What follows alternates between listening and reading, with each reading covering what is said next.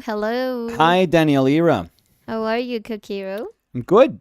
I'm good. Thank you. How are you? I'm good. I'm good too. Oh, that's good to know. Um, we're gonna attempt to do the whole painting today, but I'm gonna try to do that. Mm-hmm. But in the back of my head, oh, look at Ooh. that Ooh, notification. yeah. So we're good. Yeah. But in the back of my head, I'm going to accept that it's highly probable that I don't, that I'm not able to finish, and that's going to be totally Well, fine. just think you're gonna paint. Yes, That's it. yes, yes. I think I could solve this. I don't know if I could solve all of this. Yeah. So I think that I'm going to be okay with that. So if I can do a good job here, then I'm going to be feel really confident about doing the rest. So I would start with the tough part, which is the portrait. A lot of people maybe want to warm up to the portrait. I wouldn't do that. I always, well, not always. No, actually, yes. I tend to either block in everything when I was doing like one of larger compositions or a bit more complex compositions, but I don't think I ever leave whatever is like at my highest point in terms of hierarchy. I don't think I leave it for last or for, the middle. I think I always like go for it at the beginning because I know that my painting depends on it. So if I do a good job with it, then I know, okay, the rest of the painting can play like a secondary role. Mm-hmm. But if that moment sucks, then I know that nothing that I do, in that is like satellite to that paint to that part, um, can be can save the painting. So yeah, so I think I'm gonna go for this. Also, this in terms of like technical stuff that we're gonna do, we're gonna kind of take the same approach that we took with the painting of Fer, of the cobalt blue background that Yeah. we did last week, in the sense that we are going to do a very controlled portrait. So our palette for the portrait, and I think for the rest of the painting. So space, portrait, shirt, that's right here. Although I don't know what to do with this, and maybe I like all of this. Um, that's going to be done with that palette. Mm-hmm. But for the green of the That striped palette sweater, referring to? oh, that palette is the same palette that we've done. So we did your painting with that palette, the Danny Yeah. and Rome Yeah. painting. I just want you to share it because Oh, maybe okay, yeah, because someone's new. maybe there's like there's people that are just starting with us. You're totally right. So the palette I'm referring to is the same palette that we used 2 weeks ago with a painting that I did of Danny in a bucket hat. Mm-hmm. And it's also the same palette that we used for my niece, Cristina, Mm-hmm. which was also the same palette that we used last week for the portrait of Fer, my daughter, except that we added cobalt blue, but not added cobalt blue to the palette. But we did a very sort of high Renaissance Baroque thing, which was isolate that color and just use it for something super specific, which tends to be very risky because many times you can create color relationships and you can create harmonies that are very particular to the palette that you're using. And when you introduce something that's kind of alien to the palette, you may kind of shift all those relationships. Mm-hmm. You may kind of put them off kilter, and Mm-hmm. then your painting doesn't work. It was working beautifully, and then suddenly you add something, Mm-hmm. and it just puts everything off balance. So we have to be very, very intelligent about how we introduce colors. If when we want to use them for like specific roles. Um, but that's what we're going to do for the green because I really want that green to have like a little punch to it. But I was thinking about it, and I don't want it to be like a super rich green because I think the richer it gets, the more it's going to compete with the control that we have in the portrait. Mm-hmm. So I don't want to incorporate the green into the portrait. I want those stripes to almost feel, because they're going to feel more graphic, even though it's very organic. The way all these folds and the way it drops. Um, I do think that there's obviously like a very drawn element to the traversal of these stripes. So I think it's okay for that color to be punchy, but I don't want it to be too punchy. So I'm going to introduce a green at that point that is kind of like the only green that I kept, I would say, from my painting days in school.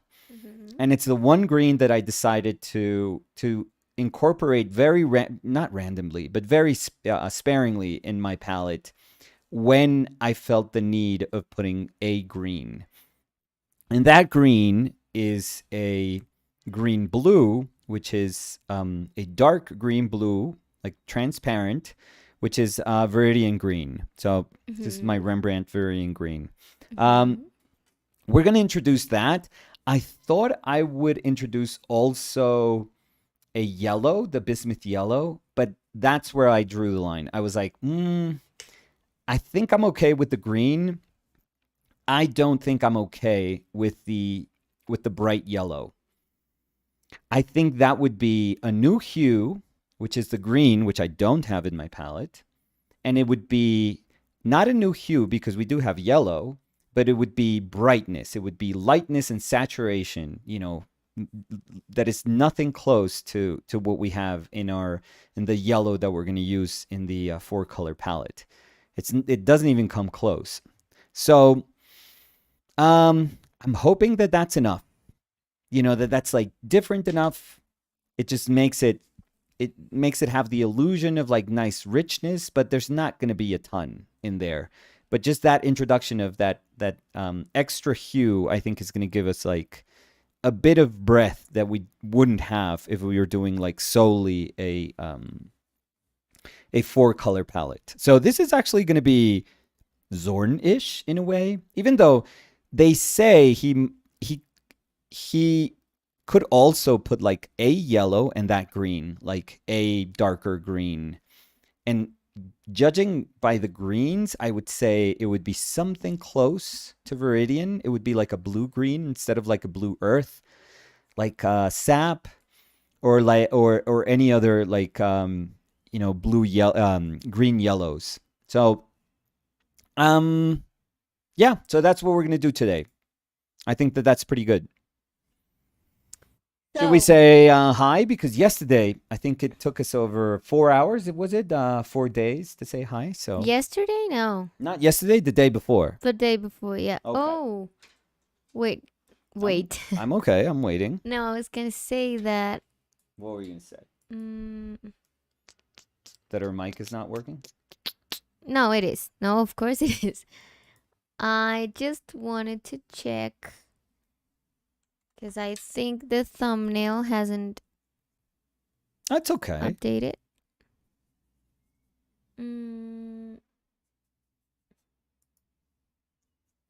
Here it is. We're good. We're good? We're good. Yeah. Great. So, So we're say going to hi. use, so we're going to use titanium white, yellow ochre, cad red, ivory black, and I haven't put my green in on the palette. So I'll put my green afterwards. So, Liad was saying hello. Hey, Liad. Hey, Liad, how are you? Julian Cabrera was saying hello. Hey, Yeah. Julian, how are you? ¿Cómo está, Julian? Ricard was saying hello. And when you were showing the green, Yep. when you were describing it and then you showed it, they were saying big reveal. Jesus, look at that now. What was that? That's, I put my finger into the raw umber because I'm blocking it because it's right there. And I think that's my black. I'm going to think that's my black. So. Briley Moreno was saying, hi, Hey, guys. Briley. I'll be in and out as I'm working while listening. Awesome. ASFGHJK Okay. was saying hi from Spain. The other day I found out Nico painted Sora at the workshop in Rome, and I was excited because I was drawing her the week I found out. That's so cool. Yeah, and Sora was so nice. Yeah, they were amazing. Yeah. Marcelo Peralta was saying hello everyone. Hey Marcelo, how are you? Hey, Marcelo. Javier Ugarte was saying buenas tardes, Dani y Nico. Buenas tardes. Hola Javier, buenas tardes. Y es mejores tardes que días, creo. El día estuvo muy frío y ya está. Ah, ya. No te entendía un poquito. No te entendía un poquito. Pues sí, porque fue un poquito porque después te entendí. Elaine Shukri was saying morning. Hey, Elaine. Hey Elaine, how are you? Hope your morning, so that's I'm tying it to what you were saying, Danny. Hope your Okay. morning was a little bit better than ours. That was really ugly this morning. Yes, very, very ugly. Well, not ugly. I mean, It was. yeah, but why do we associate rain or gray with ugly? No, for me it was because I wasn't prepared. There we go. So I had no sweater Yeah, and I was doing a line outside. like a cue. Yeah. A cue? Yeah, that's how a lot, like if we have to choose a word to express just being in line for something, like a cue. That would be like universal, So I would was feel. in line. In queue, yeah. In queue. There we go. And it was raining. Yeah. And it was like a wind tunnel. Oh yeah, because there's a lot of buildings there that make a Yeah. wind tunnel. Yep. So I was texting Nicolas. I was like, I think I'm gonna like freeze. Yeah. Yeah. But everything's good now. Jair Piñeros dice hola a todos. Hola Jair. Tiempo sin que Jair esté por acá. En unas horas. No, país llanero. Ah, distintos. ya. Omar Glitch dice hola a todos. Don't forget to hit the thumbs up. Yeah. Hey well, Omar, how are you? doesn't do. Let's be honest. Doesn't do anything for us. I But want it's to see. but it was just it was like a little joke yesterday, but it doesn't do much for the video, to be completely honest. Anything that could help our video would be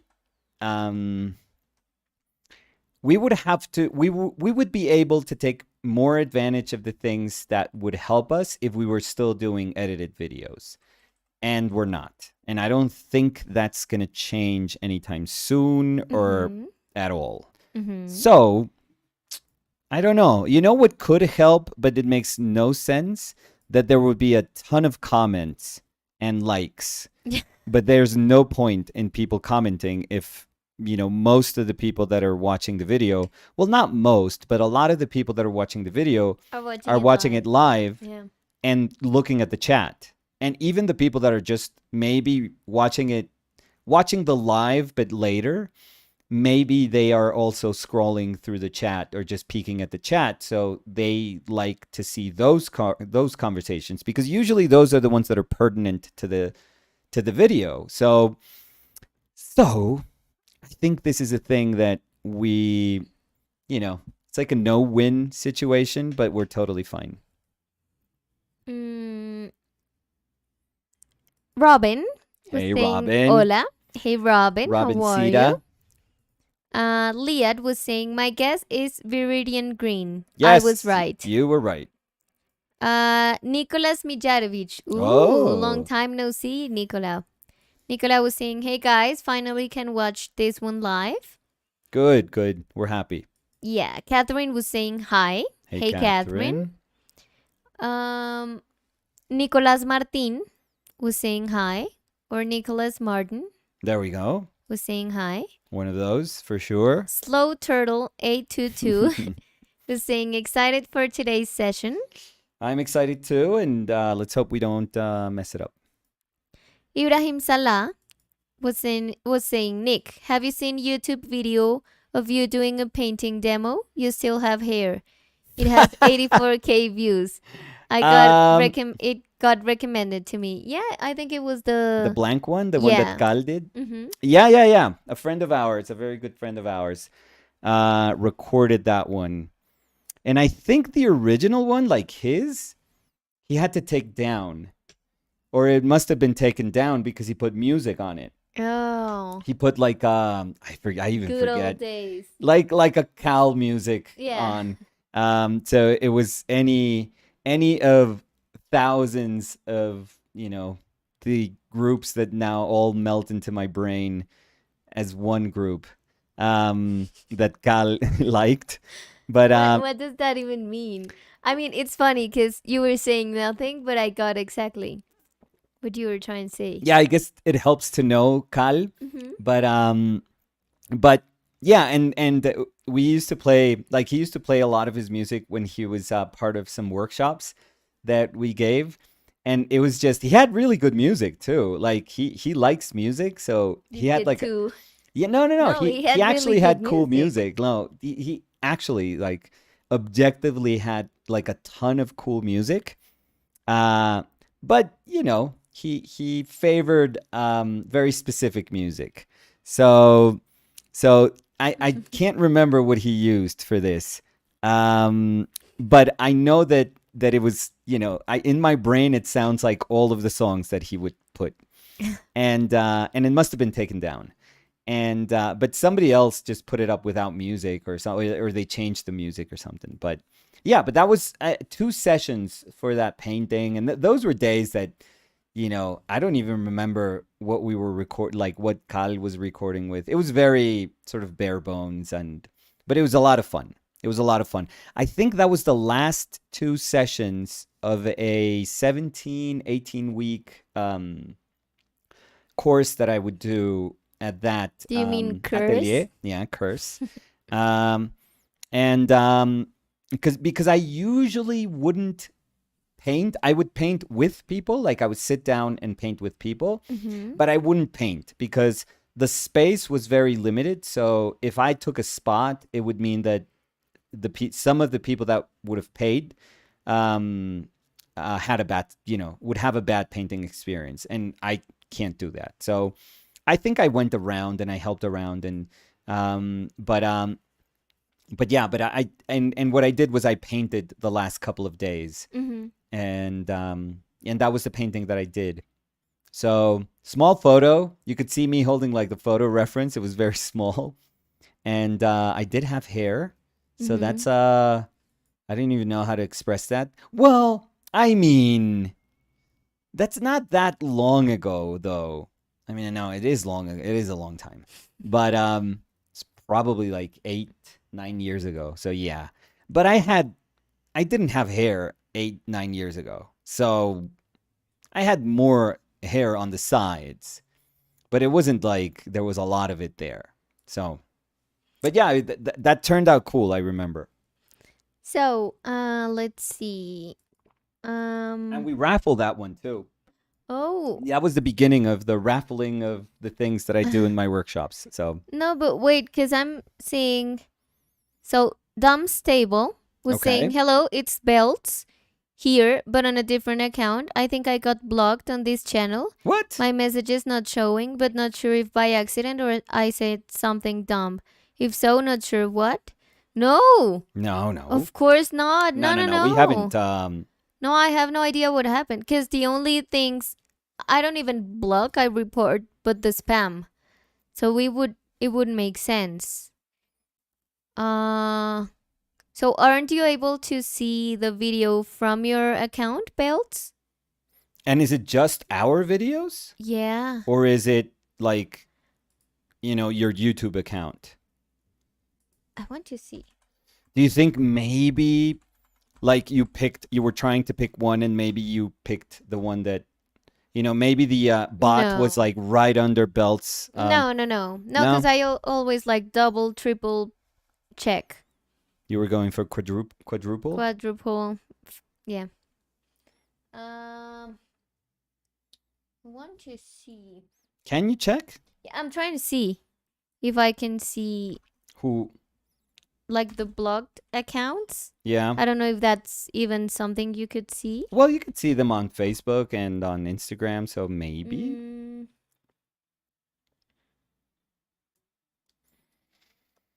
Hmm. so This one's it's going to be a little more difficult, I feel, this head, just because a lot of it is in shadow. But like an open shadow, it's not like this very deep, deep shadow, so. the thing is that I have no idea. So we can check, Belts. We can check, but But for sure, I it's would not be. because you said something. Of No, course no, no, no, not. no. And No, I no, would be no. with Danny. I don't think this is something that was from our end. No. Like even not knowing, I would 100% be with Danny. Like, no. We only like try to minimize the people that are just being rude. That has only happened like a couple of times. Just people making like stupid comments, yeah. or just bots. Just very easily. What? And I mean, 99% is bots. Yeah. Because I think rude people have been like 2 people. Yeah, and they realize that it's not really a place where I guess you could troll if you want, but it's not like you're not going to get much out of it, to be honest.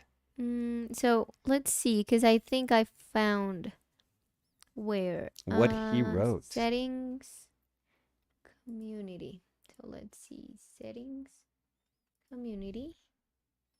Now what? Hidden users. No. No, look, I mean, you could even see it here. Lindita, oh, I no, can't, you yeah, can't see, Yeah, yeah. I can't turn. I know that you want to make me part of that, and thank you. Sorry. It's just that I can't really turn. No, and I'm I don't trying have to my glasses see. either, so I can't really look at the screen. Well, we can do that after the video if you want. So Belts. I'm checking very quickly because I just see like a ton of accounts of bots. Yeah. So. But we promise. I see. Well, bots. Yeah, but we could do that afterwards, I feel. Belts. Okay, so you blocked Oh, them. yeah, so maybe I blocked by accident. Belts, I'm so sorry. No, I feel so bad. I know, I'm looking for it. So everyone, the job for the moderator is open. No. I don't say that. I'm sorry, but this was your evaluation. No. And I mean, it's the only person that's not a bot.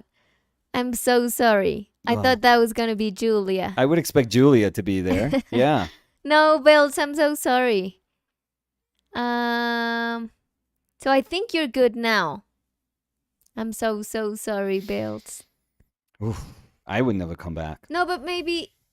No, what I was saying. I mean, what you were saying makes sense. Yeah. Maybe their comment was just above. Exactly.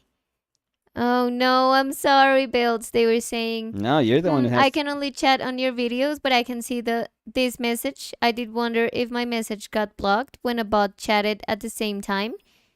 If it's not because I said something bad, no worries. And I oh no, what they were saying, haha, no worries. Thank you for taking the time to check it out. No, thank you for letting us know. Because, I mean, luckily you have 2 accounts. Because if it wasn't for that, we would never know. And we would just think that you didn't like to see our videos anymore. But no, I'm so sorry. So sorry, Belts. Yeah, Danny, that's I don't know how to say that, but it's very poor performance. Yeah, so unprofessional of me. So send your resumes to moderator to I don't know where, OPL.com. Danny's going to be opening those emails without both of us. So I have no idea what you're talking about. Jair Piñero was saying, also I'm jobless, Nicolas, I can take that job. Ha ha ha. And Liat was saying, so there is an opening for a moderator? So I think I'm going to block Liat and Jair because I can't believe. Oh, the power. This is the reaction. I mean, I thought they were going to say no, let Danny stay, but no. I mean. So quickly.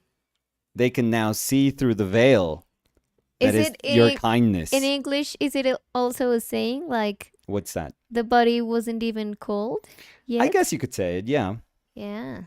So, come on. Too soon. Too soon and like, I mean, it's never time for that. I'm sorry. Yeah, and sadly, she's still in charge. So, that makes it tougher. Robin said, Team Danny 100%. Thank you, Robin. Never gonna block you, Robin. Oh my God, look at the power. The exercise of power. Liat said, you can have multiple moderators. No. Oof, look No, at that. no, no. She's So I'm gonna drowning in the change. power. No. I'm gonna silence your mic too. So I speak, Nicolas. You want people to think that they're not seeing you. Okay, whoa. Thank you for unmuting me. Oh my God. I didn't think you were going to do it. The funny thing is that he was acting Yeah. as if you guys could see his face. Yeah. I mean, always commit. Always. Commit to a bit. So let's see. Elaine Shukri said, "Oh, why? Why not a great morning?" August, yeah, it was raining and it was like very cloudy and windy. But but I mean, I like cold mornings, but when I'm prepared for them. So I think that was the problem. Not the morning, but my poor preparation. Yeah, like the my thing is, lack of preparation. No, not lack. I mean, the weather here is just super temperamental, so it can change at any time. But no, it's because Danny was very kindly doing shipping. No, well, She was in charge of the shipping today. It's our job, so Yeah, very kindly. But we usually do 1 week you go, then the next week I think go. it depends on what each one of us is working on. Yeah. Because we usually try to do one and one. But for example, if I was doing the visual correspondence, you would go. Yes. If you were doing the visual correspondence, I would go. Yes. So I know that you're doing the reward, so I would happily go. And Yeah. it's like time I have to just like be there and listen to a podcast while I'm online. How do you say? Q. On cue. Yeah, I'm like the letter Q, but it's like written super weird. ¿Cómo? It's like Q-U-E-U. Q? Q-U-E-U. Q? Yeah, I'm trying to say it. Yeah, it's like Q-U. Q. Okay, not like that. You just have to just say the letter Q, and you're good. No, but yeah, so I was doing the line. No, but yeah. No, but yeah. And I had no sweater. Or jacket. Or pants. Or umbrella. And shoes. She decided to go naked for some reason. I mean, I don't question her, so. Nice. Slow Turtle 822 was saying, I might stop following you if Danny is not the moderator. Thank you, Slow Turtle. Can I just say something like 100% real? Can I be 100% real? If for whatever reason, Danny's not able to do what she does, as part of the channel, I'll never do this by myself. Like this channel will die a happy death, knowing that it could have only worked if the two of us were here. Right. And it will never work if one of us is not here. I promise you that. Like if I go back on what I'm saying today, you have every right to call me on that and to not, don't pay attention to anything I'll say from then on, and don't follow and don't like my paintings. And no, this only exists because the two of us are working at it. And I wouldn't even try to make it on my own. Like I felt weird the day that I wanted to sit down and talk about the AI stuff, but it just happened to be like circumstantial. It was just a day that I busy. Yeah, it was a day that I had started to, it was. I think I started with that thing the day before. The night before. The night before. And I was so excited that I just had to do it. Well, but I would say that night blended into the day for you. Oh, yeah. Yeah. Because you were like into it. It was just non-stop. Like this infinite space of time. No, but I get that. That one was different. Yeah. But I get what you're saying, because I think about our project and I think about you and me. Yeah. So yes. I can't think about it without both of us. No, me neither. It would be the most boring ass thing in the world if it all I could do here was just paint and that's it. I don't know. I just can't do it. But I think people will enjoy it. I don't know, but it's not a like I don't think what we do is just because we, paint and that's it. I think it's cool because we talk. I think that's part of it. Okay, don't touch me, please. I'm sorry. And I just sent it to you like a kiss in Yeah, yeah. camera. We were getting super cheesy. I'm sorry, everyone. Let's see. Um, Jair Piñeros was saying she's drunk in power. completely. Let's see. Wow. Jair, that was... Is it betrayal? Are Jair you was smelling saying a she's drunk in power. That's when you know it's time for her to step down. Okay, so what To happened to step down Belts? from where? I think what happened to Jair? Belts is gonna slowly start No, you happening know- less accidentally. So it was accidental, but now I know. Now it's Now a I tool. know how to Danny. block Yeah, someone, now it's so- like I mean, that's why I always told you, Jair Piñeros, nah. no, País no, no. Llanero is so cool. So nice. It's like so nice. So He's like nice. super funny. Would have never asked to do the job. Jair never. Piñeros, he would be like, hey, respect Danny. Yeah. Like she's part of the channel. Yeah. Jair Piñeros. It's like, hi, Jair. Oh, what is this in my back? Oh, a shank. ¿Qué? Well, a shank is like a knife. Sí, pero... Well, yeah, he stabs you in the back like immediately. No. I mean, it was graphic, but Oh, and Jair was saying, ha ha ha, my comment was accidental. I don't think so. I don't think so either. I don't think that you can redact something accidentally, Jair. What's gonna be accidental is me not It's this. reading Whoops. Jair's comments. Yeah. I'm joking, by the way. Not really. Not really. Let's see. So where was I?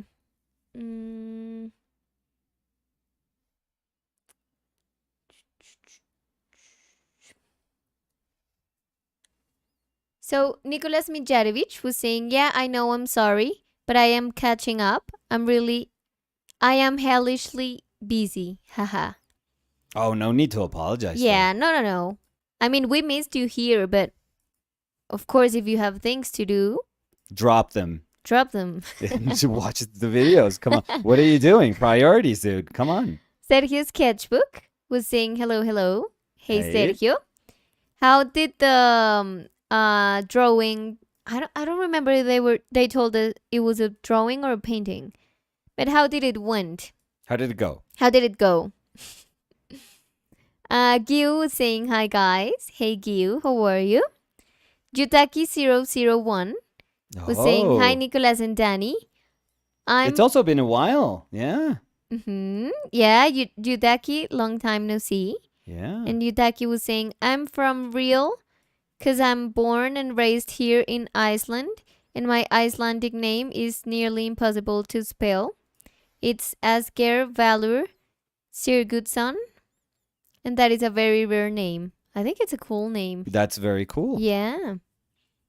That's a football player. Also, his last name? Yeah, Sigurdsson. Yeah. I think so. You know, I did something. What's that? I did matcha, Yeah. but like a hot matcha latte. Okay. And I put it in this cup, which retains heat. So it's still very hot. So it is like burning Oh, really? my mouth so bad. Yeah, and we had like soup today, so And I burned. not a good. No, and I told you because I was so cold that after the shippings, I bought aromática. How do you call that? Oh, let me think. Wow, I don't even know how to Because it's say not that. tea. No, but it's in how do you say the Blend. No. Like what it is. It's not an aromática. It's like you can put flowers or you can put fruit. What is it called? So I had an aromatic. Infusions. I had an infusion. Yes, I think that would be the generic term And it for that. was so hot. It burned my tongue. Okay. ¿Cómo es? Tongue. ¿Cuál es? Tongue. Tongue. Yeah. I went with the one that wasn't. I'm sorry. No. You'll be fine if you say tongues Tongue. or tongue. Tongue. Yeah, there we go. And What gets you in trouble is when you with say TH, thong. yeah. Yeah, that Tongue. one is a little So- bit. If you burn your thong, I mean, that's exciting. It's exciting. That's a Why story. exciting? It's a story. No, I burned It's my something to- tongue, Uh-huh. and afterwards we had soup, Yep. and we both burned our tongues. Thongs. And now, We're thongless. again. Tongueless. Yeah. Let's see.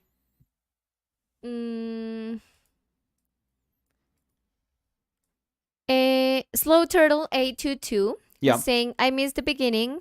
Yes. So if you've already mentioned this, please disregard. What Okay. colors are you using today? Are you using liquid again today? So I'm not. Yes, I've spoken about it, but I don't worry. I don't have an issue with saying it again. So we're gonna, for the portrait and most of the space and most of the lighter lights that are part of the pattern in the sweater, we're gonna use a very controlled palette, which is titanium white, yellow ochre, cad red, and ivory black. And then later on, for these darker stripes, which are green, we're going to introduce Viridian green. So that's the plan. Let's see if we can execute well on it. So, So, Gurkan Guler was saying, hey guys, I've been a quiet, maybe, yeah, Mhm. quiet viewer for a while. But Mm. now a question raised in my head when Nicolas told this face is gonna be a bit hard because it's in shadow. So Nicolas, when you photograph your portraits, how do you consider light on your subject? Thank you, Danny and Nicolas. Love you guys. Oh, that's so nice, and it's so nice to finally know you, Gurkan. Even if you're here very often, it's nice to know you. So go ahead. Woo.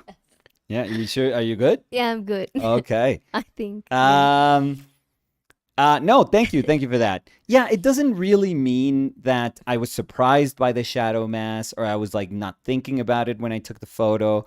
In fact, that's very much the reason that I asked Fer to like turn away from the light. But, it's still, it's attractive to me when I see that shadow mass, but it doesn't mean that it's not going to be, that it's going to be easy. Shadow masses are very tricky, and particularly shadow masses where ambient light can fill them up, with information. Because if you have like a really strong light source and your shadow mass is like somewhat empty, that there is this big dramatic contrast between light and shadow. Usually those shadow masses are kind of void of information. Or if they do have information, they are very forgiving in the way in which you can describe that information, in the responsibility that you have with those little bits of information. So you can kind of hint at that information that is in a very kind of dark shadow, and you'll be okay. But more open shadows are a little more complex in the sense that they have to, they have to behave like shadows. There has to be a difference, like a palpable difference between light and shadow. But because they are more open, because, ambient light is just bouncing all over and is filling up those shadow masses. It is also, there's also like, a fair degree of description of form within them. So you are responsible. Every time form is described, you are responsible to make form turn. And it can either be by changing your hue and maintaining your value, or it can either be by the tiniest shifts in value, but you have to be very, very sensitive in those cases. So I think that that's what I'm referring to when I'm saying that that's what's happening right now. And it just makes me be extra, like it demands of me like an extra bit of care that you may not necessarily feel when there's like a, like a shadow where everything sort of dissolves and where you can say, okay, my detail is lost in here. So I can just find that right value and then that's it. I can kind of let it go because it's going to be totally fine. This one, there is like I said, like a responsibility to describe. So I think that that's what I'm referring to. I hope that answered the question. So before you mix, because What was there's that? maybe something in the palette. Okay. So, Okay, Julian make a mental note. Yes. Was saying, Julian Cabrera was saying, Yeah. my pareidolia goes nuts with that palette. I can see a kid so clearly below the white paint. The white paint is part of the hair. Oh, this Left eye is a red spot. Right eye is black. Eyes closed. What? So it has left eye and left and right eye, but both are closed. So these are the closed ones, I would guess. So let's see. So that's the hair, and those are the eyes, and that's like the little white mouth. paint is part of the hair, so part of the hair. Yeah, Left okay. eye I think is I a can red see it. spot. Left eye is a red spot. Yeah, right here and right here. Like I'll do the nose that I see. Okay, let me see. Wait.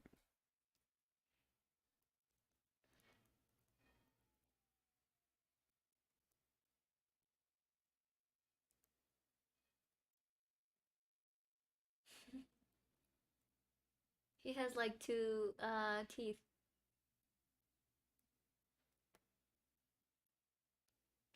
The hair part.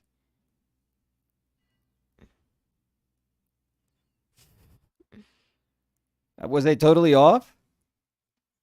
Let's see. And he's very punk. So that's his hairstyle up there.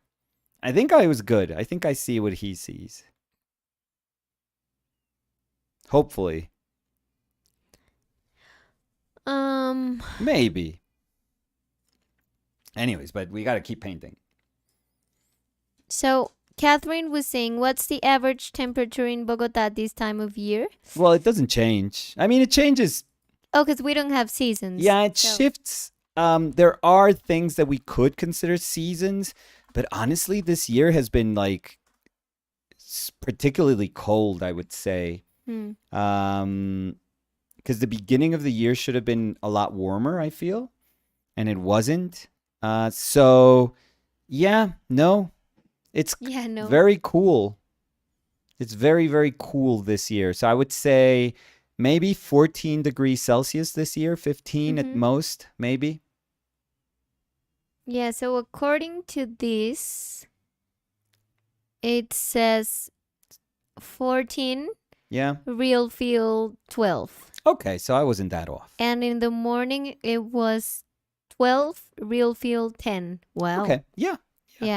But I do think that this year it's been particularly different. Yeah, and by the way, Catherine, Bogota is huge. So, as we were saying, I mean, it could be raining here, and it's big, but it's also crazy. Like the temperature is crazy, because it could be raining here, and 2 blocks apart it's sunny, and other 2 blocks apart it's super windy. So yeah, we're exaggerating with that, but it does kind of it feels like that. It feels that irrational at times. Sometimes you're walking and it's like raining so bad, and you walk some blocks and then everything's dry, so it hasn't rained there. Yeah, it's very strange. Which is super weird. My house, I always joke that like the house that I grew up in has a cloud on top. It has a cloud on top of it. Yeah.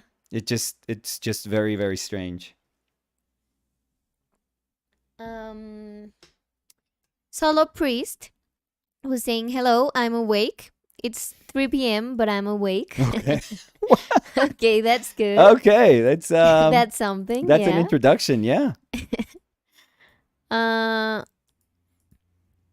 Elaine was saying, oh, you're too good, Danny, to get out and do shipping on a wet morning. See, I don't think any other newer moderator would do that for you, Nicholas. No. Never. And I have to say, yeah, the sky was kind of opening. Okay, you can go with it. That's something in Spanish. So the sky was kind of opening. So it it appeared to be getting warmer when Yeah. I stepped out of the house. And as soon as I was on my way, I was like, oh no, big mistake because it started raining and raining. So, yeah. Julia Tovar I don't know who that is. dice hello, hello. Sounds like somebody who Hola, should be Julia. blocked. ¿Qué hace la Julia? Ay, mira, País Llanero, el que es súper amable, dice hello, friends. Qué bueno Hola, verlo. Pair. Qué bueno la buena energía de la buena gente. Una muy buena persona. Una muy buena persona con muy buena energía. Sí. Julie's Flat was saying hello, love your work and your messy palette, and like a smiling face with hearts. Oh yeah, there's no way I'll ever have like a nice palette. Like Well, you I had- already accept it. You Or- had it when it was new. Or a nice palette that lasts me more than a week. Sofía Centurión Que dice, dice la Sofi. hola chicos, recién empezaron y ya me tengo que ir. No. Quería pasar a saludarlos y preguntarles qué approach es bueno para hacer una pintura grande. Tengo que empezar una que mide 1,20 m por 1,70 m. ¿Alguna recomendación? ¿Sería bueno ir directo al bastidor o dibujo antes? Cuando llegue a casa veré la respuesta. Mucha suerte hoy, sé que va a quedar fantástico. Muchas gracias por la fe. Yo diría a Sofi que si nunca lo ha hecho, haga un dibujo antes y mire cómo intentar trasladarlo a la tela, que puede ser simplemente con una retícula. Pero yo creo que es la mejor manera, y especial en particular si es una composición que de pronto puede ser compleja. Es mejor como tener la seguridad que uno va o que uno ya trabajó duro en tratar de disponer las formas sobre, digamos, el formato. Como que uno ya resolvió un poco ese problema y que no tiene que luchar contra eso mientras está pintando. Si se siente cómoda pintando, Sofi, hágale sin dibujo previo y sin nada. Pero yo pensaría que cuando uno no lo ha hecho, y lo recomendaría, es mejor tomarse un poquitito de tiempo al comienzo y tratar de resolver esa cuestión de composición, diseño, desde antes y después sí pasarlo a la tela. Y la pasada a la tela no tiene que ser como súper como preciosa, o sea, la cantidad de información que uno está pasando en ese dibujo no tiene que ser tampoco grandísima, pero sí lo suficiente como para que uno diga, listo, ya ahí está la imagen por la que he trabajado. Mucha suerte con esa pintura, nos va contando Sofi. Let's see.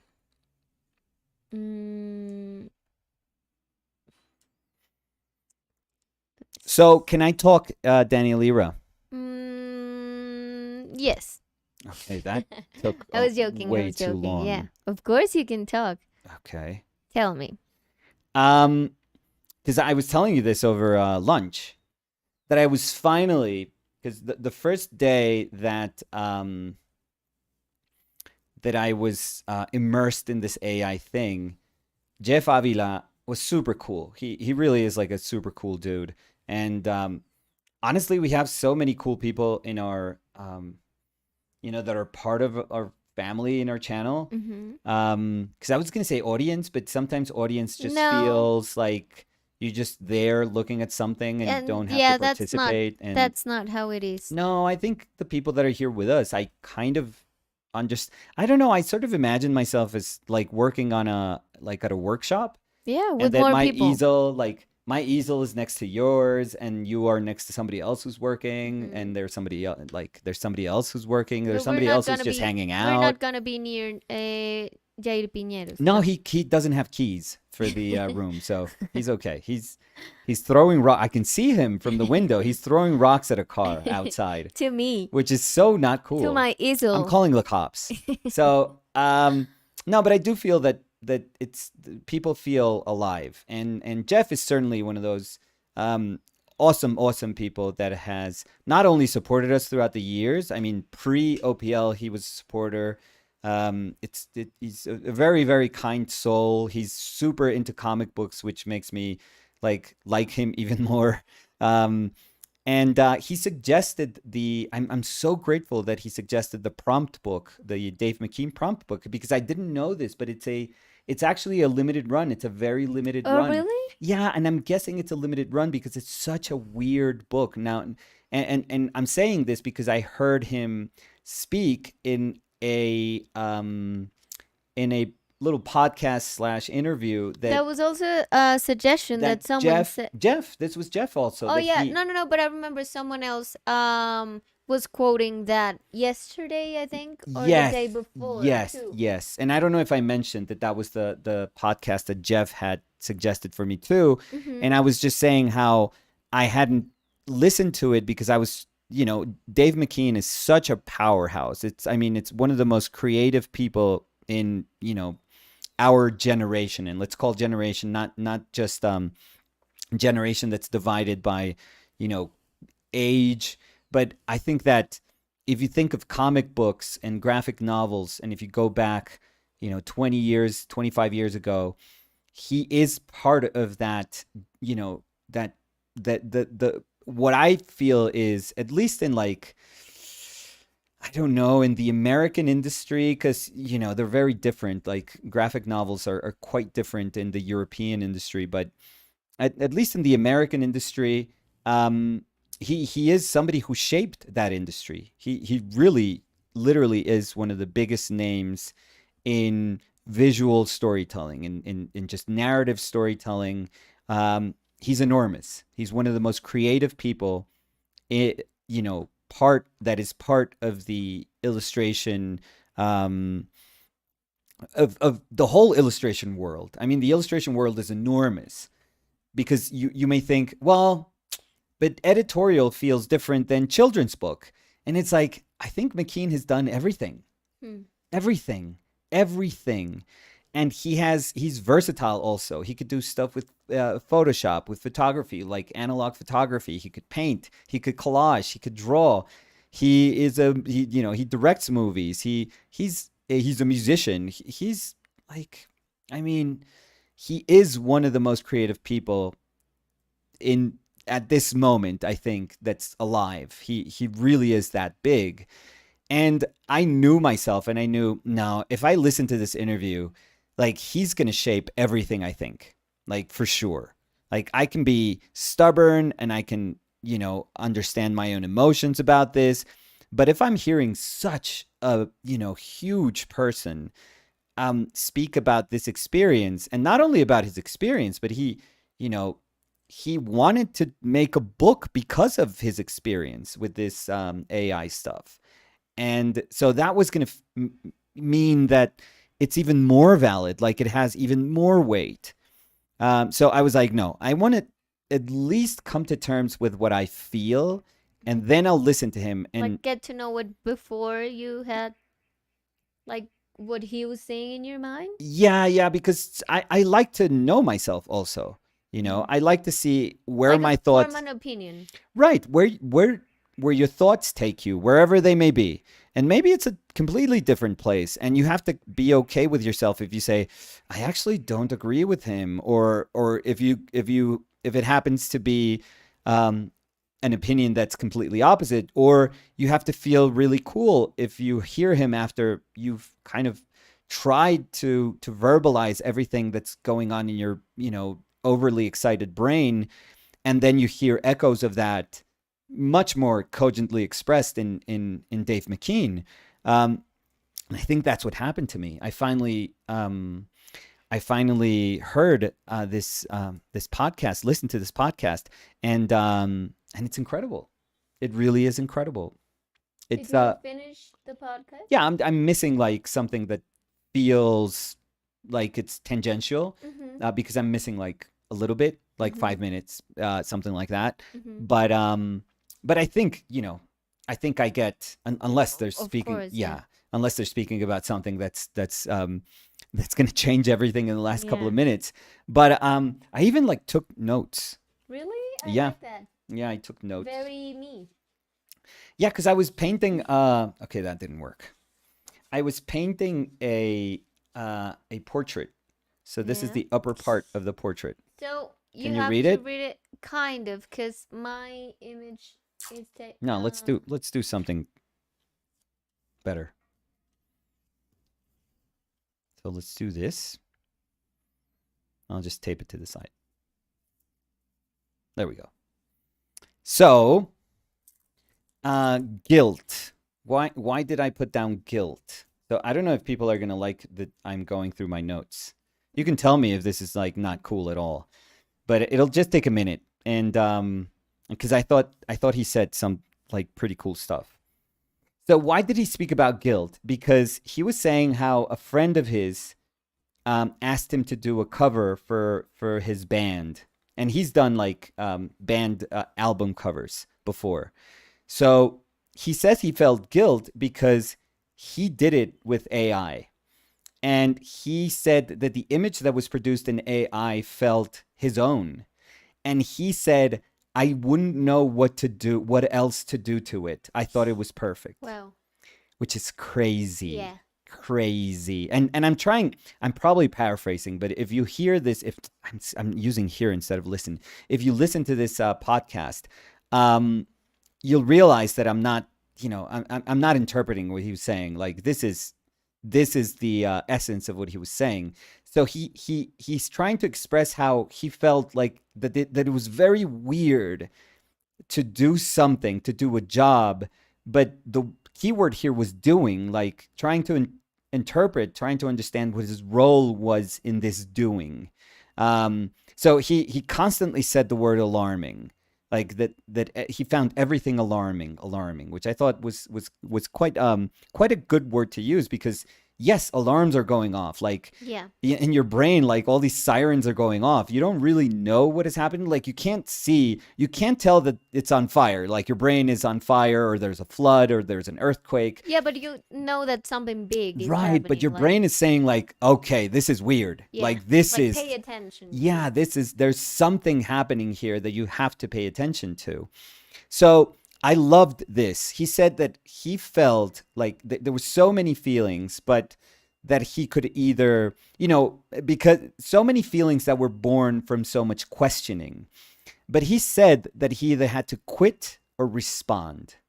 So I love that about, this, like the attitude, saying, I don't know what's going on here. I'm having so many doubts. This thing is shaping up to be something that is, probably having the potential to change the illustration industry, the concept industry. And I can either just say I'm defeated by it and I have to look for another job, or I have to re-signify my job, or I can respond. I love that. Quit Yeah. or respond. I really, really like that. He said he was having a meltdown. He was manic. So this is the degree in which one of the most creative minds in art, I'm going to say art because I really don't like to compartmentalize illustration. And I really creative do and feel, capable, yeah, which is the other thing. right. I really do feel that this is one of the most creative people in this world. So, I mean, he's responsible for some of the most beautifully designed and executed projects in illustration and in graphic novels. So, he said he was having a meltdown. He was manic, and he understood that his role when doing the book, the prompt book, he said it. He expressed it as, "I became natural selection." So it's very godlike, right? Mhm. Very, you have your tile, your tile of 4 images, and you're not only conditioning that tile based on the prompts, but you don't have full control over those prompts. It's like you set things in motion, but you don't really know where that motion is going to take you. Yeah. But what you can control is to say, these 4 are garbage, so I'm going to roll the dice again. These 4 are garbage, I'm going to roll the dice again. Or I like this one, so I'm going to make variations in this one. So M. Jean was saying, who are you talking about? Oh, Dave McKean. So please, if you follow me on Instagram, just check my stories. I have a link to that. And Danny, if you go into my Instagram story, you yeah, can but you can let actually me copy that link and put it and just just- pin it. So this is Nicolas' Instagram. Yep. It's like appearing huge in the screen. Okay, you So don't. you It can doesn't see have it. to be huge, but Yeah, so I'll copy the link. But go ahead, I'm sorry. yeah, no. I was gonna be like, let me take 2 seconds to paint this little reflected, Nicolas. tiny reflected light that's on the side of the face. Anyways, so, and I'm so sorry if this is taken. Well, I am apologetic. I might as well be Canadian with this, but yeah, I kind of apologize if this is taking a lot of the conversation, a lot of the air No, out of the Nicolas, conversations that we have. you don't But have to I really do feel it's apologize. exciting, and to hear, I'm so grateful to Jeff that sent me this this podcast, because if you could imagine the one person that you want to hear their opinion on, you know, based on all the art that is just like flooding like posts and conversations regarding AI, it's Dave McKean. That's like, if you could pick one person, one, lucid person that can speak about this, it has to be him. It has to be. So, and I think it's a great interview. The dude that actually does this, I'm gonna start listening more to this podcast, because I think he's super nice. He seems like such a nice dude, super educated. He understands his role perfectly. I think, for example, I have a big mouth, but he just asks like the perfect question or the perfect follow up, but then just lets the person that's invited just really talk a lot about it. And so that's absolutely wonderful. So let's see. So he was saying in preparation for the prompt book, Dave McKean was saying that there is, I think there's 3 chapters, if I understood it correctly. And for the second chapter maybe, or the third, he ended up mixing some of the photographs. I think it was the third. He ended up mixing some of the photographs he would take when he goes outside, mixed in with, or he used them as a basis, because you could do this with Midjourney. You could actually put, upload an image and give the bot the address of the image, and then it takes that as a basis and it builds upon that. You can do that? Yeah, you can do that. I don't think it's great, but you can do that. But You can that's kind of crazy. feed your own images Because into I think, it. I'm sorry, and it's just like a little intervention, but it goes closer to what you were talking about, like having, for example, Fer Yeah. painted as a Rembrandt, Yes. So which what it is hints, so crazy. it's that you could theoretically foresee a point where you're not just loading, you're not just like putting one picture. I could photograph Fer in like 3D in 360, Yeah. and I could upload those 300 photos, let's say. Like if I burst photograph like Fer, just and I do like a 360 thing, And you can put kind of like how FIFA photographs like the Yeah. football players. and you can put Bernini. And then I could say, exactly, I could say Bernini. Wow. And you could imagine a point in the future that this thing says, here is a clay sculpture of Fer, which is going to be nuts. Yes. Absolutely insane. Anyways, so, but he said something really beautiful, that he goes on and walks in the morning, and that he said, I usually take a problem with me. So he goes on walks, and he says that he's trying to solve something. He's just and- like so intelligent. He's like Yeah. a brain. This is like a brain with like feet. Yeah. It's so cool. It was so cool to hear him speak. And from an artist point of view, it's just so refreshing, because it's almost like he speaks for all of us. That's how I felt, really. Like this sort of collective voice going through him. So he says, I usually take a problem with me, and that's why he takes photos, but he's always thinking of solving something, which I thought was amazing. He was thinking about the role or the value that the artist or the illustrator is now going to have if this continues to grow and continues to become, like he says, more sophisticated. So he said that maybe there's going to be value because there's scarcity to it. So scarcity referring to jobs that have curation to them, jobs that have intent to them. He actually repeated constantly the word intent because that's what and that's why I put it here. That's what he identifies as AI lacking. It lacks intent, or at least the intent that we rationally understand as intent. Because there was also part of the conversation where he was saying it works on a level that we don't work. Like its brain doesn't really work in the same way our brain works. It doesn't really care what we think or how we feel when we see images. It just kind of spits out images, and that's what makes it fascinating. And it's really cool because when we were talking about form and formlessness, the first day that I was trying to like react, like hot take on that, that's kind of what I was trying to express, but I probably expressed it like far more passionately, hence it was probably a worse way of expressing it. But how this thing just can't really communicate with us. Yeah. And we don't really understand the things that it's putting out. Like we don't quite need to comprehend them because they might as well be like a different language. So it was really, really cool. So he says, this is really cool, that this is like the biggest moment, or where there is this enormous gap, or this is the most like tangible moment where there is an enormous gap between the lack of effort.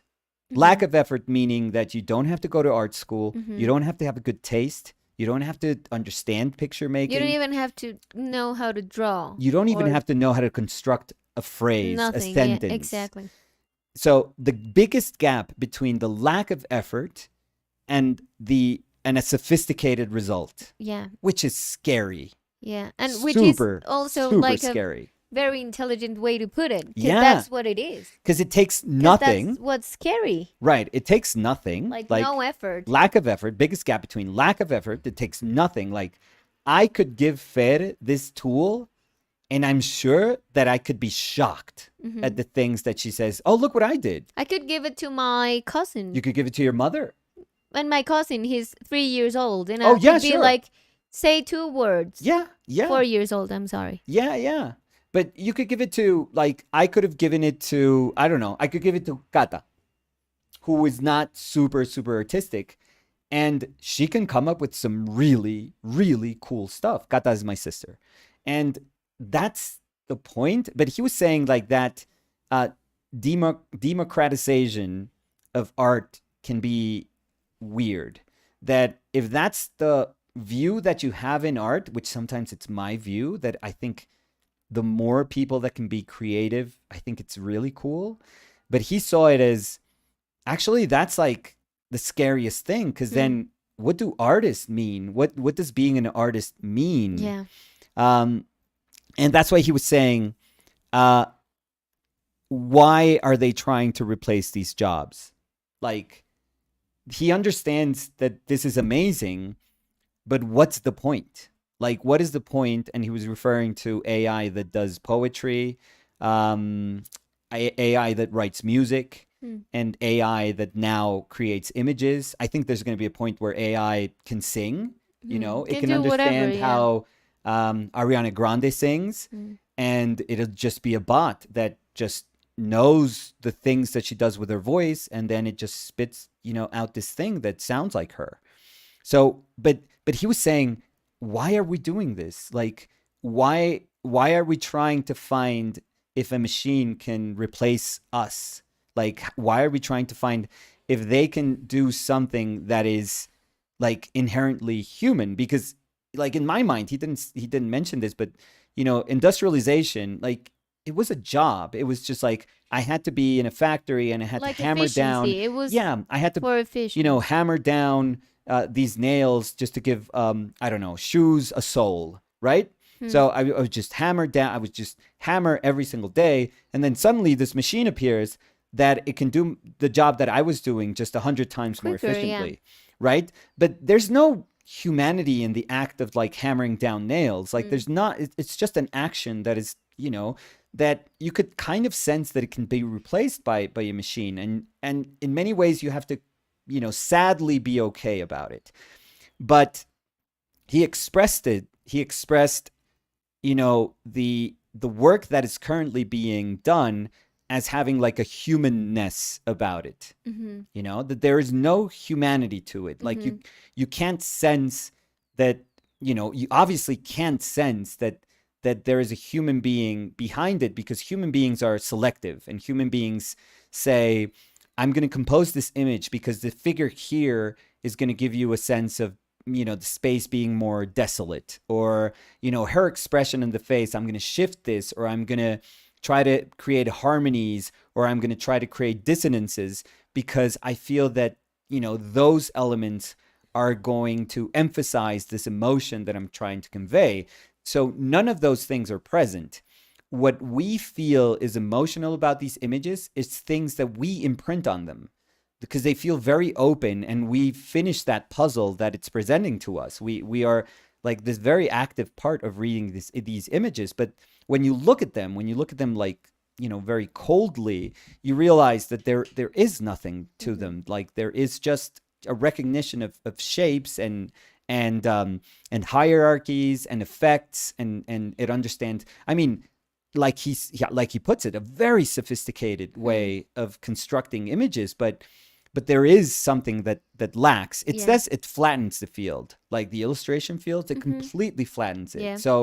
So because there's this lack of effort that is, you know, that can be like, the entry point is a complete lack of effort. Imagine that being your entry point. Like, if that's all it takes to get into the door, nothing, then it just means that everyone can illustrate, everyone can do a cover, everyone can do a super cool image that they need for an editorial, or, you know, for any job. It means, like, if you look through the weeds enough, you can find it. You can find those images. And I was thinking about this a lot because, and I'm sorry, I'll get to painting, but I was thinking about this a lot because I heard people defending the art, let's say, of prompt making as a thing, like, which I understood as like us desperately trying to identify our role. Like, are we important in this equation? And maybe we're just like grasping at straws and saying, no, of course we are. And our role now is to know how to construct these phrases that serve as prompts so that the really cool images actually come out. Not the images that, you know, the regular people can do, the non-artists can do, but we, the artists, we, the sophisticated artists, the mystery is behind prompt making, like phrasing out, right? But honestly, that's BS. I think that's us being just super desperate now, feeling like, holy shit, like the floor was taken from underneath us, and what am I? Like, what is my role in all of this?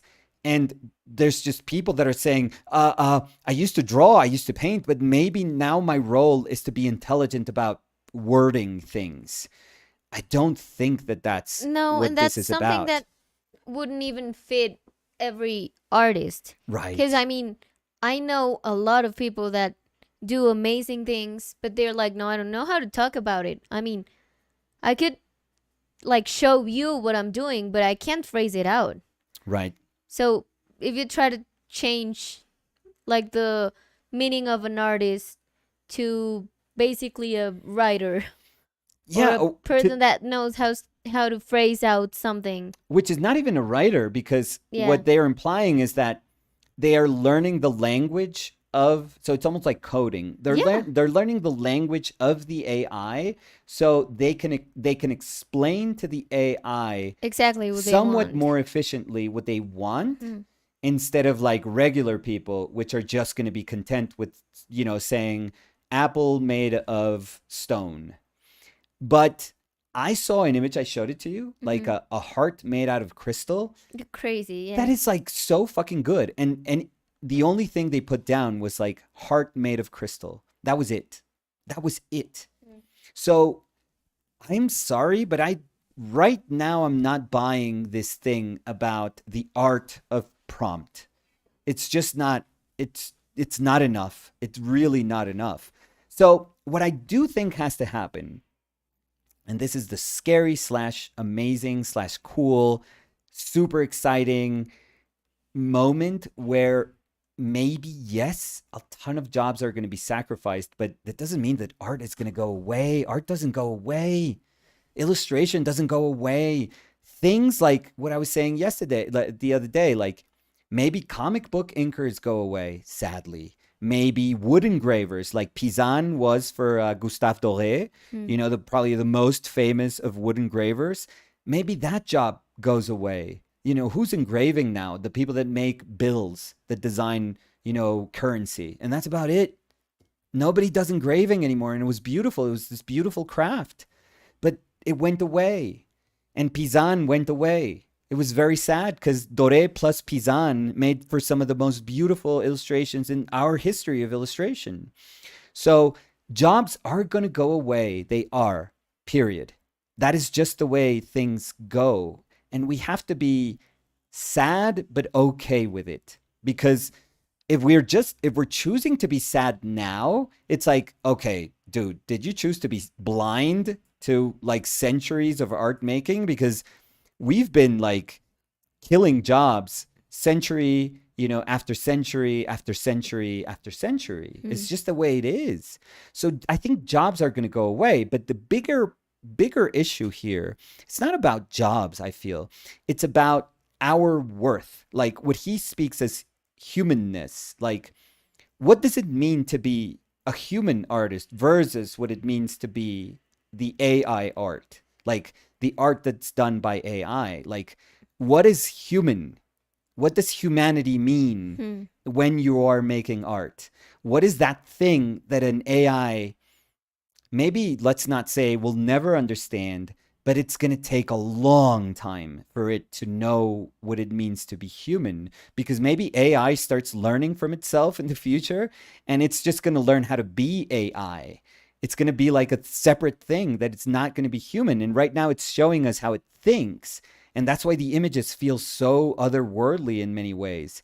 But maybe it's always going to be different. But what is it going to mean for us to be human artists? Like, where is that? And I know that that's like a super weird, hard question to answer, but I do think that our role is going to be in defining what that means. So, what does it mean to be human while painting? What does that mean? What does it mean to be human when illustrating? That's what's going to keep those jobs, like, I don't know if alive, but at least, you know, and I don't even want to say relevant, but valid, but powerful, let's say, you know, that you can communicate powerfully through them. I think that that's going to be the question that has to be posed, and not the fact that, oh, this is crap. This is going to kill a ton of jobs. Art directors are never going to need an artist again. Like, yes to many of those things. Again, this is sad. Yes to many of those things. Does that mean that we have to be, you know, shocked that everything's going to change and the, you know, illustration world is going to end? I don't think so. It's not going to end. I mean, ad agencies, there were illustration agencies, like sole illustration agencies 100 years ago, probably 80 years ago. I worked for an illustration, it was literally called the Illustration Studio. So, and it was one of the few like illustration studios that was just an illustration studio, not part of an ad agency, just like a standing, you know, illustration studio. But those things don't exist anymore. Like the one that Haddon Sunbloom, I forget what that studio was called in Chicago, but you know, those sort of places, they don't exist anymore. Those places died. But guess what? There, you know, Haddon Sunbloom was doing amazing illustration at that time, but I think illustration today is very exciting. It's incredibly exciting. It even like, you know, started invading movies and animations and video games. You know, concept design, it's really just part of illustration. It really is. All the pre-production work, that really became part of an illustration industry that grew and grew and grew, and I think it's still growing. So, yes, jobs were sacrificed, and things that were cool, because I'm guessing those illustration agencies were amazing at the time. It must have been incredible to go into like probably like a smoke-ridden room where everyone was like smoking on top of each other, and you could see 10 painters painting, and Sunbloom was doing like the Coca-Cola Santa paintings, and it would have been amazing to see that. But that doesn't exist now, and it's okay. Like it I don't see people like every day thinking, you know what, those jobs were amazing and now it's all gone and the world is worse for not having those jobs anymore. No, it's just different. It's just different. But I do think that, again, to end here, because we have to end it somewhere. But I do think that humanity is, I know that it sounds ridiculous, but that is where we have to start to ask the questions and to answer the questions and to look for the answers as artists. Now, that means I have no idea, because it's probably the most abstract of questions that we have to answer. But I think it's exciting that technology is putting us in this really tough place, because he was saying, why do we do this? Why not protect those people that are choosing to speak about their own stories and that are choosing to say it through painting, through illustration, through, narrative, visual narrative? Like, why are we trying to take the jobs away from them? Like, it just doesn't seem fair. It seems like very, very short-sighted of us, or very stupid of us, to even like put so many resources into trying to say, this is important. Like, this is a direction that we should follow as humanity. So the why is very weird, but you could also understand why people want to push.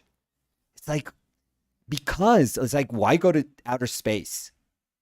Like, why?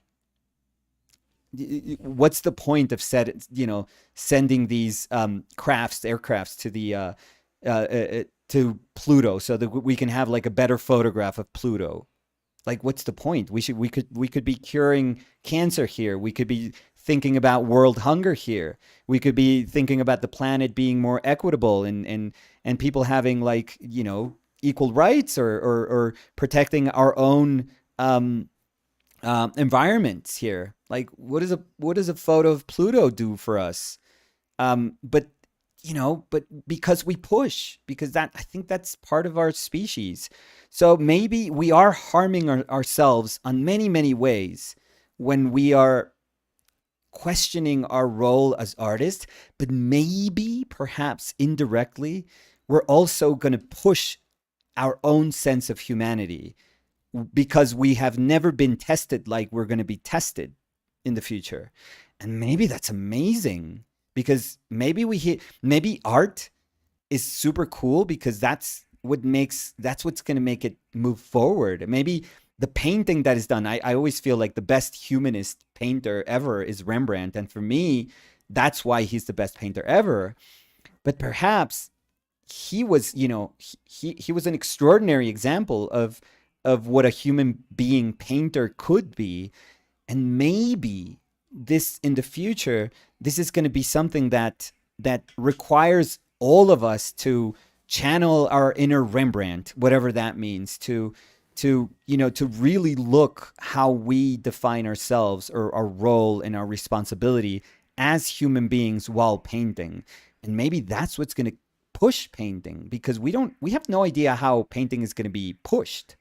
Nobody knows here what painting is going to mean in 50 years, the resulting painting that will come from that questioning. Nobody knows. Nobody. Who can see that? Nobody can foresee that. So, but maybe now that our roles are being questioned, because what the world is telling us is saying, hey, what you thought you were special at doing, everyone can do now. Maybe not to your degree, but to a comparable degree.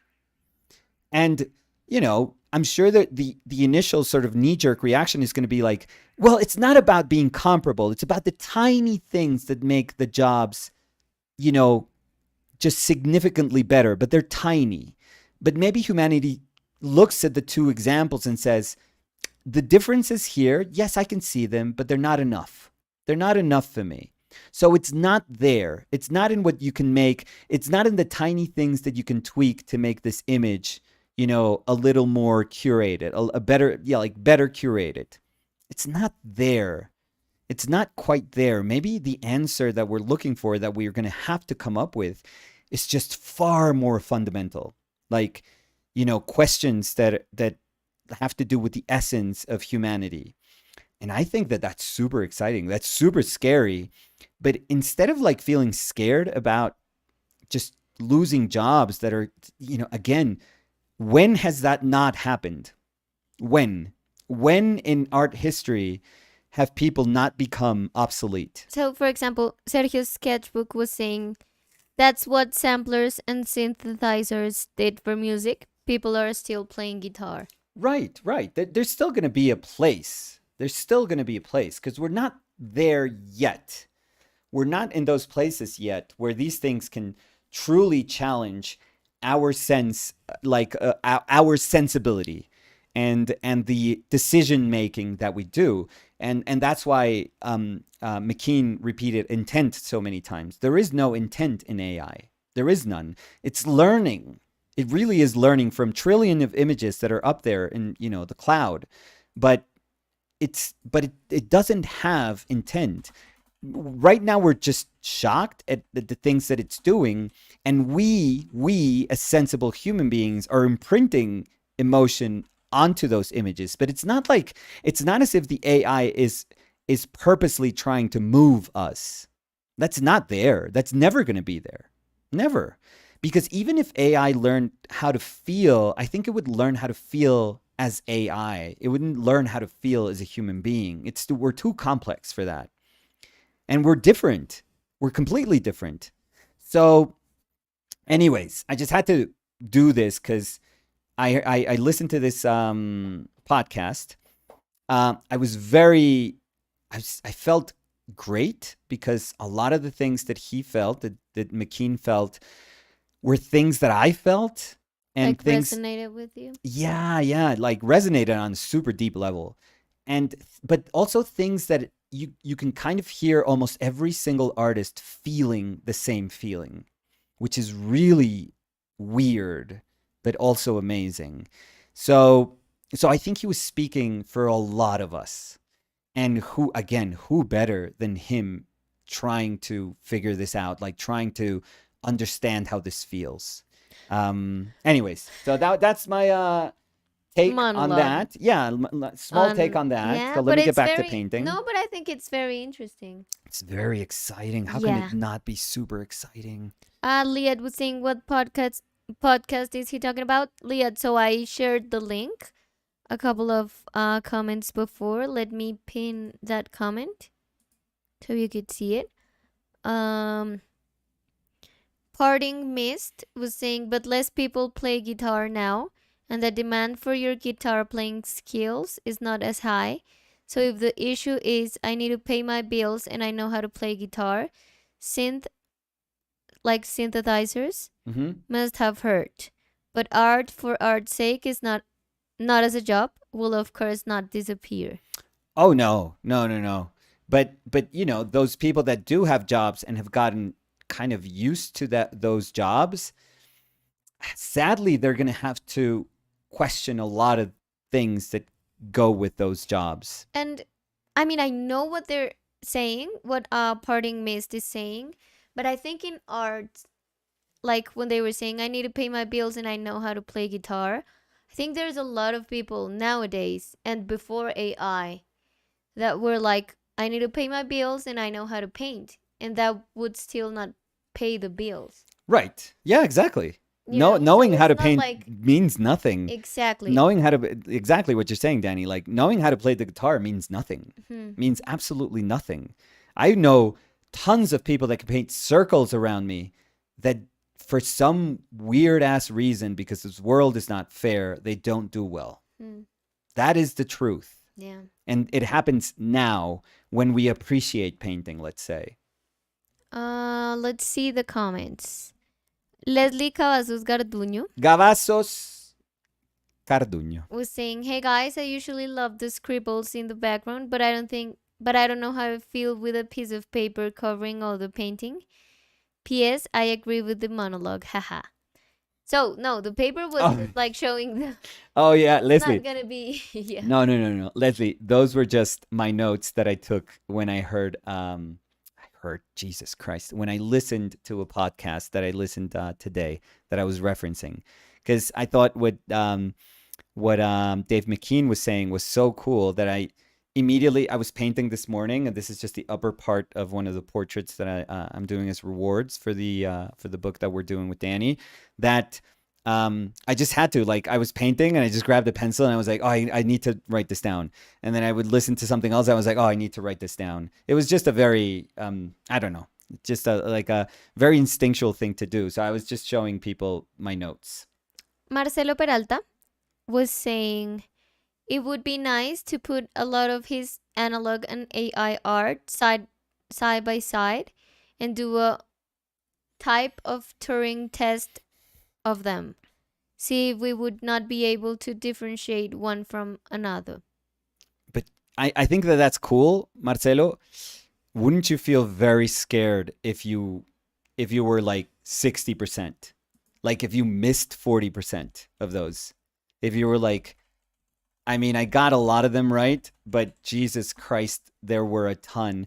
I mean, he speaks about seeing how his own work, like something that felt like his own work, was spit back at him. Yes, but what they're saying, I mean, the Charles Chaplin contest comes to my mind, like the look-alike contest. Or the Adele video. Exactly. Yeah. But I mean, in the Charles Chaplin contest, he came out like 10th place, which is It's crazy. hilarious, I mean, yeah. it was him, and they were like, "Nope, there's someone that's not you that looks more like you than you," Yeah. which I think it's kind of that same feeling that you would get Yeah. if someone could not recognize that it's you and not the AI painted version of you.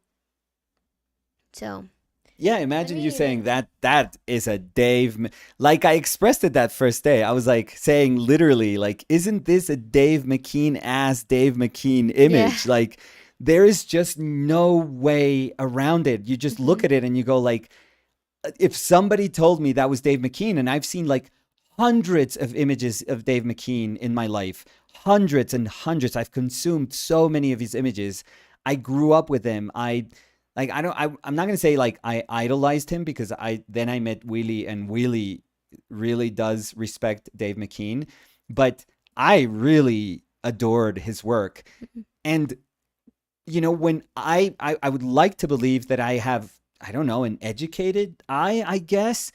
And when I looked at some of those images, I was like, are you fucking kidding? Like, are you kidding me? This could be like, if you just signed this Dave McKean, it's like, I don't even doubt it for like a second. Would never doubt it. So I Googled, Yeah. and it's so funny because the Charles Chaplin thing. Yeah. So he entered a contest, and there were 40 competitors, Yep. and he entered with an assumed name, Yeah.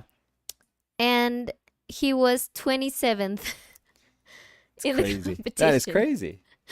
So yeah, I mean, it has happened. So It's almost like the idea that we create about someone, Yeah. it's bigger than the reality of someone.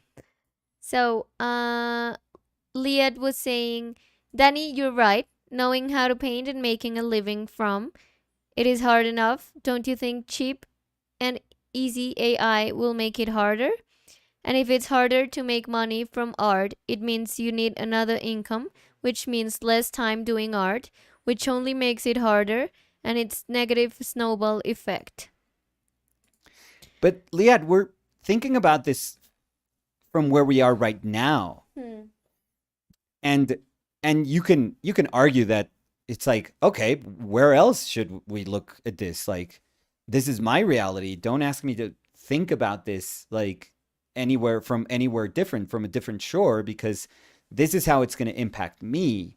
Yes, but also think that for industries to create and to nurture artists, they have to constantly redefine themselves.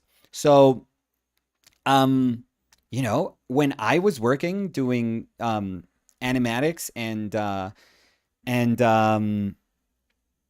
oh Jesus Christ. Anyways, when I was working with markers and storyboards. That's the word that I was looking for. Sorry. When I was working doing storyboards and animatics, all markers, all markers. I mean, Photoshop was such a weird tool back then. We're talking like 99, 2000. So 2000, sending stuff through, email was just ridiculous. We had people that were working in London that had to send, FedEx, that had to FedEx their work instead of like, no, no, like, no, FedEx, like the originals, but Oh, which is ridiculous because nowadays you could print it or something yeah. if they needed to see original, but they needed to see originals. So they were sending those works. They had to FedEx them, like overnight them. But when they were sending the images to be looked at by the art directors, I remember my boss telling me that she had to like buy a service of some server in like Russia that would allow her to put images of that like quality Mm-hmm. up there for there to be downloaded afterwards. It was crazy. It Mm-hmm. was really, really weird. And none of those things are done anymore. None of it. None of it. It would sound so obsolete to tell somebody you have to work with markers, with Copic markers nowadays. It just that's the job. Like everyone, even that studio started working almost like immediately after I left, started embracing Photoshop and started working with Photoshop. And it's almost like going to I mean, I can think of like small examples that are like it's very nice for you to have that kind of tactile um origin to characters or images, but it's not necessary. So Raf Grazzetti, who works at with Sony. He works with God of War. So he has done like clay models of Kratos and of some like I don't remember some giants. I feel, but afterwards he's doing everything in like what I guess is like what I assume it would be like ZBrush, and he's transitioned from that because there's no real need for him to do like anything manually. Like there really isn't a need for like a sculpture, or like Andrea Blasic when he does stuff, when he used to do stuff for Blue Skies, that he would do all the like sculptures of the characters. That was great, but there's no real need. And I know that, for example, Dice with and Robert with Donko House, because they worked with him, I think when they were in Blue Skies, they ask him to like make models, like physical models of like pig and fox, but there's no real purpose for that. It's more like a choice. It's more like saying we like to do this, but honestly, as you could 3D model that and 3D print it to a point where it's beautiful too. I mean, look at what Leica is doing with 3D printing and stop motion. Look how stop motion has become so sophisticated because of that. And it doesn't mean that Rudolph, those Christmas stop motion movies, um, were not beautiful, or we look at them right now and they seem archaic. They're gorgeous, but it doesn't mean that, because they were done like that, then that's the way it has to be done forever and ever and ever. It's just not true. It's just simply not true. And it happens everywhere in all of our industries all the time. Like they constantly shift. And I think we sometimes are a little too static. We choose to be static when we don't realize that we really should just be in motion constantly. We really should. It doesn't mean that we just try to like adapt to every single move and everything that happens at any given time. No, I think part of being an artist is also identifying when we can remain still or faithful to the things that we love doing, and when we have to move. We have to be intelligent. We have to. I think that is something that's like almost like imperative in the art world. And yes, people that are exemplary, like, people that are amazing at their craft, like Andrea Blasik, can keep doing sculptures, and Pixar can come to him and say, hey, we want you to do some character development for this, or just do like, this is the character. Could you give us like a final sculpture? Because we love how you sculpt. And Andrea is like an amazing sculptor. But you don't see that as a necessity in every single animation studio. You don't see that as a necessity in every single video game studio, because it's not. Because the reality of it is that it's not. It really isn't. It's almost like a cool thing to do. I'm forgetting the dude's name. He's a Polish sculptor that's incredible, and he did like a Witcher enormous sculpture. Because he was doing that for I forget the name of the studio. What is the studio that did Cyberpunk and Witcher? I forget now. Anyways, but he did that sculpture for them, and it's kick ass. And he did like the actual sculpture. He modeled that shit by hand, and it's incredible because he's a sculptor. But that's like I don't know. That's like novelty. Is That's it like CD Project CD Projekt. Red? Yeah, CD Projekt. So, you know, that's just going to be like icing on the cake. That's going to be amazing. So if you go to Blizzard, they're going to have that huge sculpture when you go there and you look at it like a Warhammer sculpture or whatever, or a WoW sculpture. And it's going to be like, oh, this is cool. The same way you go to oh, Jesus Christ, I'm blanking on all the names. If you go to that new studio that the dude that does Metal Gear Solid, Jesus Christ, Metal Gear Solid Studio. Konami Computer. No. That was. No I mean, sé, mi they amor. they still have it, but anyways, whatever. ¿Cómo busco? No, Metal it's okay. Gear It's okay. Solid Studio. No, it's okay. People will let us know.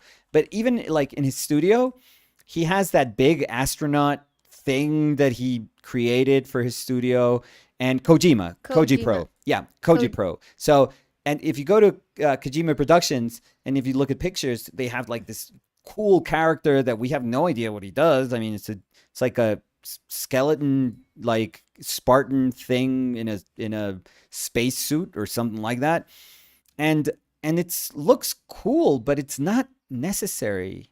It doesn't it doesn't feel like, oh, every single, like, that's the job, that those are the moments where sculptors shine. No, because then there's like two jobs to do, like every 5 years, and it can't be that. Like, if you're a sculptor, you have to be thinking like, oh my god, where is this headed?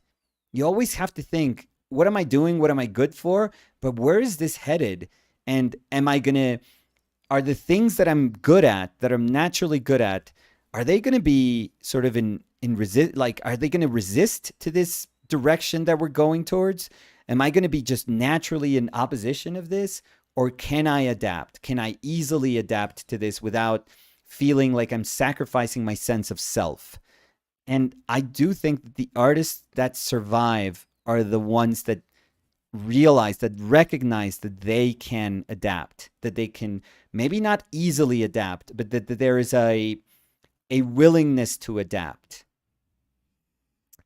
Um, Can I give an example, like a super ahead. simple one? Go ahead. So in terms of statues that, I really like, and I happen to have like only people from Argentina in my collection, and I guess it's by choice, which I always love to if you can support fellow Latin American people, that's great. And they're just so good. But they're also amazing. Yeah. So old school would be Martin Canale, yeah. who's amazing, who's done like a bunch of Comiket statues, and like his Hulk, Comiket, it's all done by hand. His Carnage, his Venom, that are like legendary.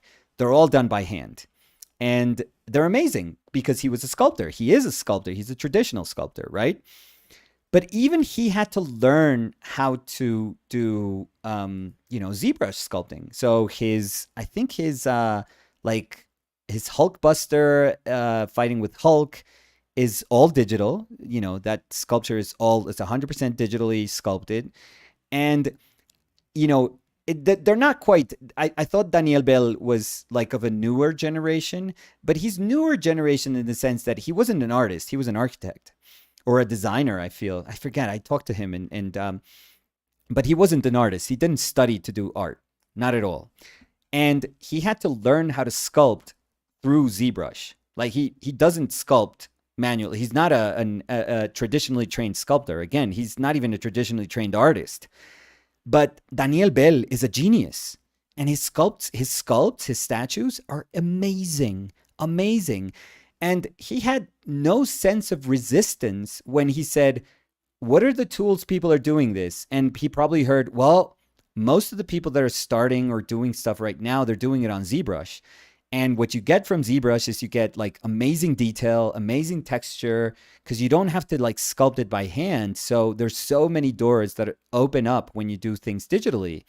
And he was like, okay, I'm going to learn how to, work ZBrush. He had to learn by himself how to work with ZBrush. He had to learn anatomy by himself. And he's incredible. He's super, super talented. He's amazing. So my point is, like, there are going to be newer generations that are going to be like, what are my tools? And they just give you your tools. And you're going to be like, I'm not going to fight against my tools. Why would I fight against tools that are right there for me? And there's going to be an older generation that's going to have to answer those questions, even if they're tough to answer. And I could have, you could have thought that Martin Canale, for example, in as a sculptor, would have said, I don't want to do ZBrush. Like, fuck it. No, I don't want to do this. This is horrible. Like, I sculpt. I'm a sculptor. I get my hands dirty. I got to feel, textures. I got to do this. And maybe he would have been resisting to that change, but maybe Sideshow, the company that produces the statues, would be like, dude, I know that you're so awesome at this, but we have to move faster now, because that's just how things go. Because while you're doing one sculpt traditionally, everybody else is doing 3. So it's not good for you to just stick to this. And Martin learned to do it on ZBrush. He learned how to do it digitally, and it's great, and it's totally fine. When I saw that Hulkbuster and Hulk, I mean, it's not. I like the older ones better, but that's just me. But it's not as if you suddenly look at him and be like, oh, he sucks now. He's horrible. He's absolutely horrible. So almost like quit or respond, what McKean said. I feel that's our job. We either like throw ourselves on the floor and just say, this is just apocalypse for all of us. And so many jobs are going to be gone. And we're just going to cry over all of these jobs that were lost. And we're going to convince ourselves that we're useless and hopeless and that there's no room for us in modern society. Or we're going to respond. And also, I think it's interesting that a lot of people think about it like this or that. And I think it's not like that. It's not like AI or illustrators. Right. Or AI or artists. Or versus. No, exactly. It's like this or that. But why not both? Right. Because also, I think we're forgetting it's also a tool that can be useful for artists. Well, but the thing, I worded it like that, Danny, and that's how my brain understood it. I understand it like that. Yeah, but what McKean was saying, and he was saying like the lack of effort, like he was comparing when he started using Photoshop, because he said he was like one of the first adopters of Photoshop. And I was so happy that he would say stuff like that, because in my mind, he's always, like I was saying the other day, like him and Craig Mullins, it's like Photoshop grew with them and because of them. Mm-hmm. Like Photoshop, I think as soon as McKean started using Photoshop, the people that were programming Photoshop, they were looking at what McKean was doing and were saying like, oh, wow. He said that the Photoshop manual is the only manual that he has ever read in his life. And he said that everything that the manual explained made sense to him, that it was almost like he felt that they had written this manual for him. Mm-hmm. It's incredible. But what are you trying to go So with? he was saying that with Photoshop, there is a skill that is needed still. There is a skill. Like for you to do a competent Photoshop job, there is like, you still need to be good at, identifying how to compose, identifying how to light something, how to bring stuff together, rhythm, all these things that are very fundamental to art making, to image making. And so there is skill, but he was saying you could just type banana into this thing and it gives you something that can be amazing, that can be super sophisticated. Yeah, but if you think about a job, and for example, you need a cover for a book. Yeah. And you start typing words, and you get something similar, but not quite what you want. You would need to show that to someone, and someone who has to have talent would adjust that to what you want. Because I think we're thinking that everything that's like that AI is spitting, it's gonna be okay for us. And I don't think that's the case. But don't you think? Because I think that's where the criteria of, like, as you were saying, it's like two different languages. Right, but so they're speaking something and we can't communicate them. Like, yes, I like something, but it's lacking this. Right. So don't you think that that's gonna, the risk of that becoming it's just good enough is very high. So of the course risk that could happen. Right. So the risk of looking at something and saying it could be better, but it's good enough. But that still happens. Right. But better would mean hiring somebody and spending more money. Yeah. And maybe when they say, and this is totally plausible, that industries are going to be, this is good enough. This looks great. This is good enough. And, who cares? Like somebody would say, I can compose that better, but I'm going to charge you $2,000 to do this job.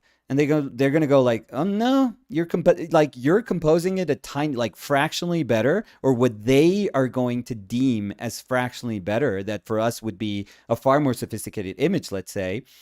For them, it's going to be fractional, like minimal. And they're going to be like, we're not going to spend budget on this. And that's just it. Like it's going to be okay. And if it's okay, like the dread that we're having is that the okay of things takes over. The feeling that because you want to save money, because you want to be more efficient, then the sacrifice that you're making in terms of image quality is something that many, many industries are going to be okay with. That's and you can totally understand why that would be something that people would be scared of. Yeah, but I think that's something that's already happening. As we were saying with the example I gave of the cupcake person that's making a brand. People are going to be content with something. And maybe there's going to be other people that are looking for something specific. So I'm not saying the work is not going to narrow down to less. But I think it's not going to be that everyone's going to be content with everything. Right. But the thing, like in your example, you were saying like, oh, my cousin knows how to use Illustrator, so I'm just going to ask them to make a cupcake. But now you needed a cousin that knows how to use Illustrator. No, because I was also saying there's free apps on your phone. And I've seen people I know be like, I want to start something. So I downloaded an app and I just looked for the font. And then there's like an image and I just put it that in top of the image. So you have to know nothing about it. You just have to move things. I know it's more effortless with the AI. Yes. But it's also not as customizable nowadays.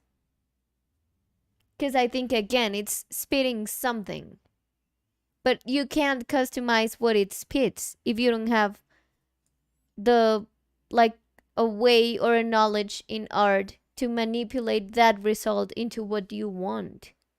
I know. And I think that's... Like obviously I understand what you're saying, and obviously I think it's not like we have to get to a point when it's like, oh, you're right, or no, you're right, because I think none of us know where this is going. And we're just guessing. Yeah, none of us know. We're just like trying to understand how we try to understand that. Yeah, like none of us know where this is going.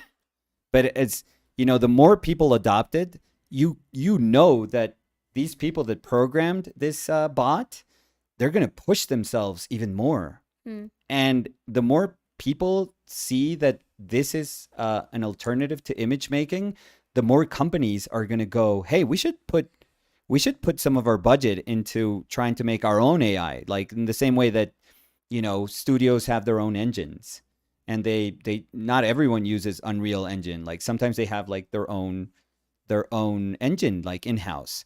So you can see how maybe if this catches on, which I think it will, people are going to be the people that are in charge of deciding where to put money into. They're going to say we have to drop a lot of money into this.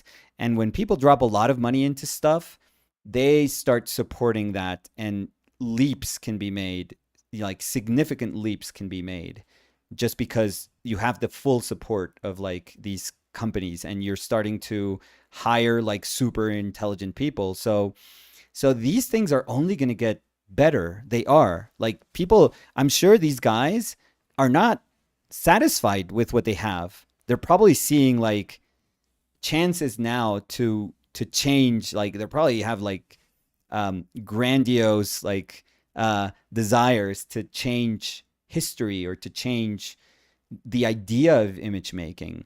So they're going to be pushing themselves like crazy to make this more and more and more and more sophisticated, which is insane. It's really insane. So I do think the onus is on us, and we don't have to be scared to say, I have to do something about it. I have to do something about it. Decisions are the decision of what to do. It's going to vary from, everyone. There's going to be people that are absolutely reticent. There's going to be like, no way in hell I'm going to touch something like that. I just don't. I'm just morally opposed to it. It just doesn't make sense to me. I'd much rather, go broke and never work on this industry again than to feel like I have to jump on this bandwagon of making images like this, because that's not why I wanted to make images. That's not the reason I came into this business. And there's going to be those people for sure. Like 100%. I can see a ton of people just being like that. But there's going to be other people, and probably younger people, that they are just going to see opportunities. And they're going to be like, hey, that spot that you opened up, I'll take it. And I won't only take it, and maybe for you, it's going to be crap. For you, everything I do, because you're judging it from your shore, where other values were the ones that were essential to the construction of an image, you're going to see all the faults. But for the kid that is just starting, they don't know those values. They don't. And honestly, they won't care to know those values. So they're just going to pick up that thing and run with it. Whatever it is, they're going to run with it like So, crazy. Yes. because I want to read some comments of the people Yes, to please. just like have a conversation everyone here. So, Liad was saying, Danny, but as the AI gets better and they want a book cover, they will spend an hour typing to get one that is good enough and only pay like $50 versus hiring someone. And Liad was also saying, I'm sure Adobe will purchase one of the engines and bundle it up into Photoshop. Um, Cody Winnicky was saying, I was already convinced I'm useless and hopeless. Ha ha ha. Come on, Cody. Sergio's sketchbook was saying, and you can do so many more sculptures and get more practice because you don't have to find a place to store all of your works. That is And true. You don't have to worry about cracking clay. Nothing. I mean, hand like sculpting by hand. You don't have to tell either Danny or me. We absolutely adore it. We adore stuff that's made by hand. But you can also understand, in the same way that digital painting for me is 100% painting, digital sculpting is sculpting. It really is. Leah said, but a sculpture versus ZBrush isn't the same. ZBrush is a tool to sculpt.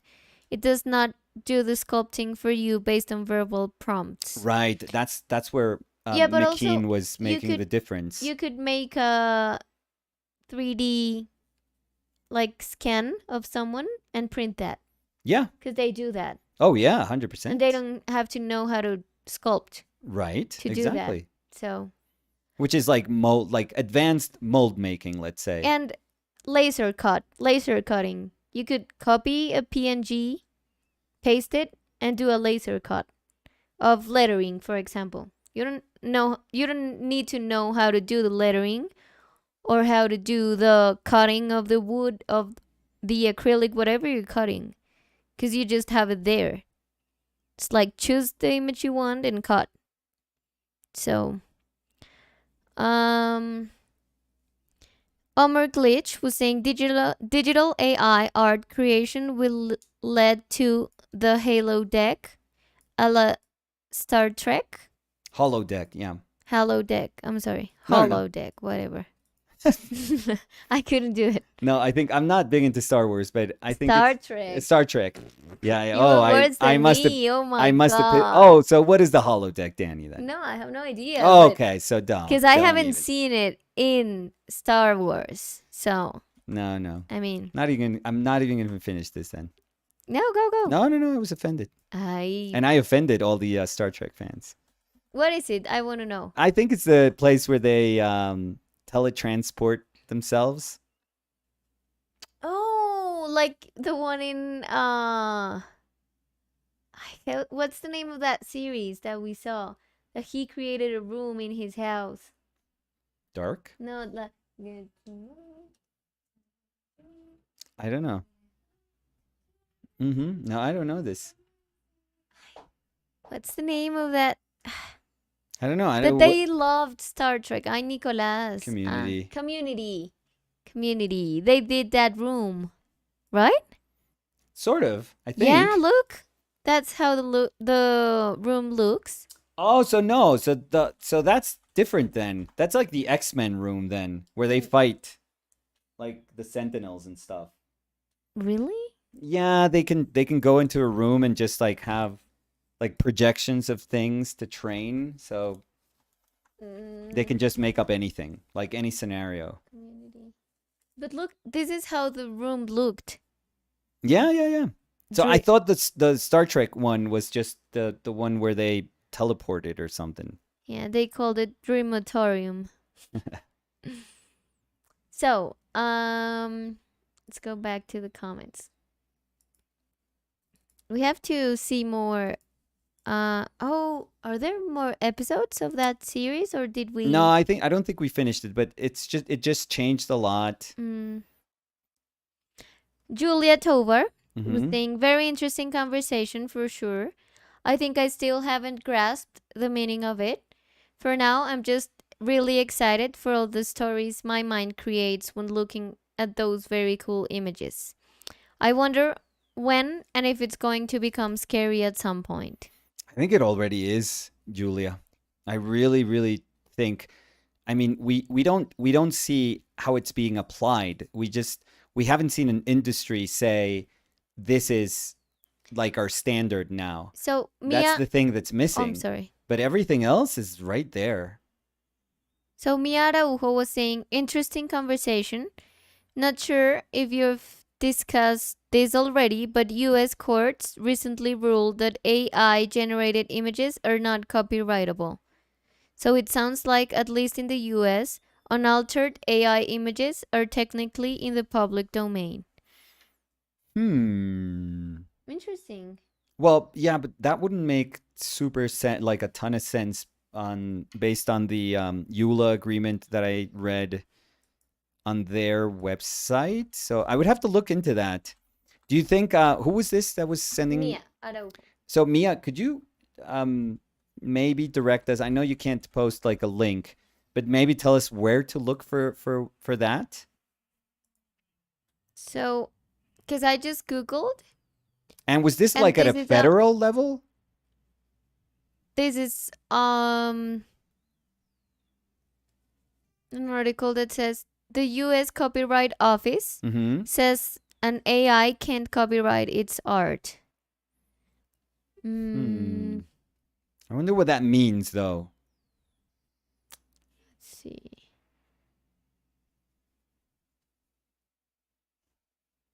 Mm,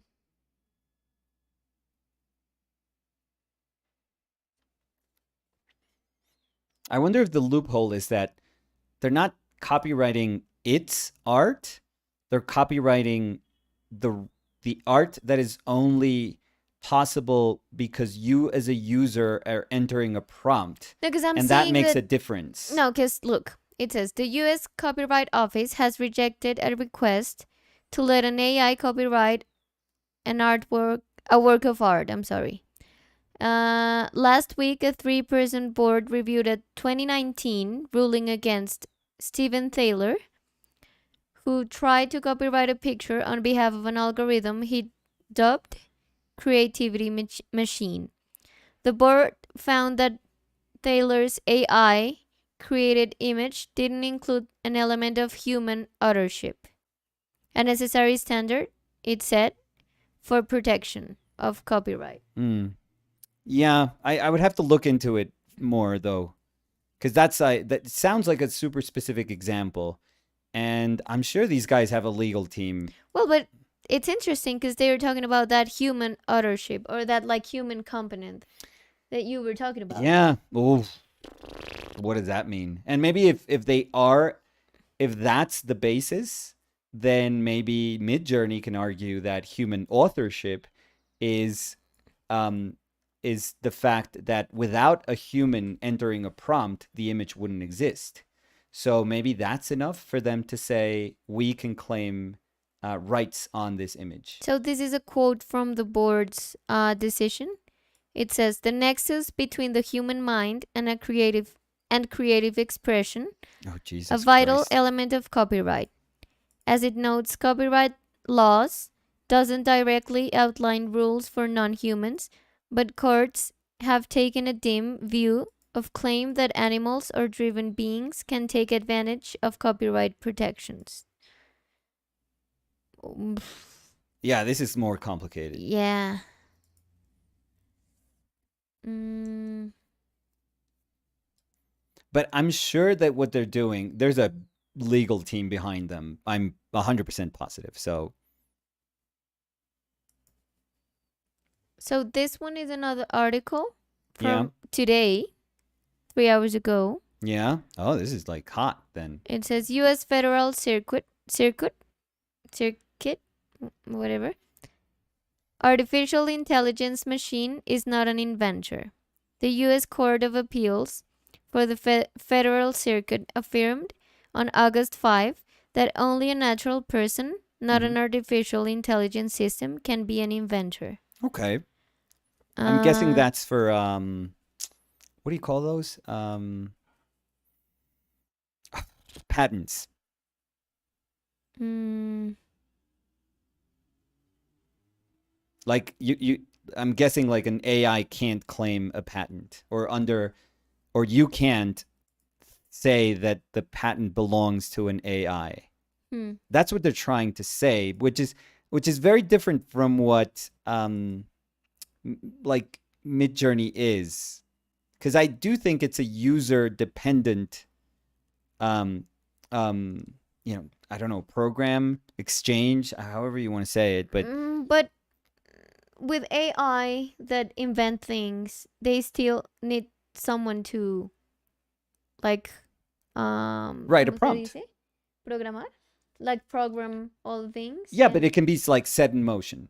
So I don't, or it could learn by itself, or who knows? Who knows? I'm hesitant to speak about that because I really don't know enough about like the legal specificities of those either those rulings or those laws. But it's interesting because I think we're getting to a point where those rulings need to be Yeah. done. I mean, it has to like become an instance for knowing what's gonna be in the future. Yes, yes. They probably language has to change. I don't think it's enough to say the human element. That's going to be so strange. That when you started reading that first one, I was like, okay, what does this mean? This sounds like so abstract. It doesn't I mean, it is a ruling, but if it's based on just human like on humanity, on something that seems so like hard to grasp even by that language that I don't know. Yeah, this is probably going to have to. There's probably laws that are going to have to be rewritten. So let's see the conversation around what Mia was saying. Yeah.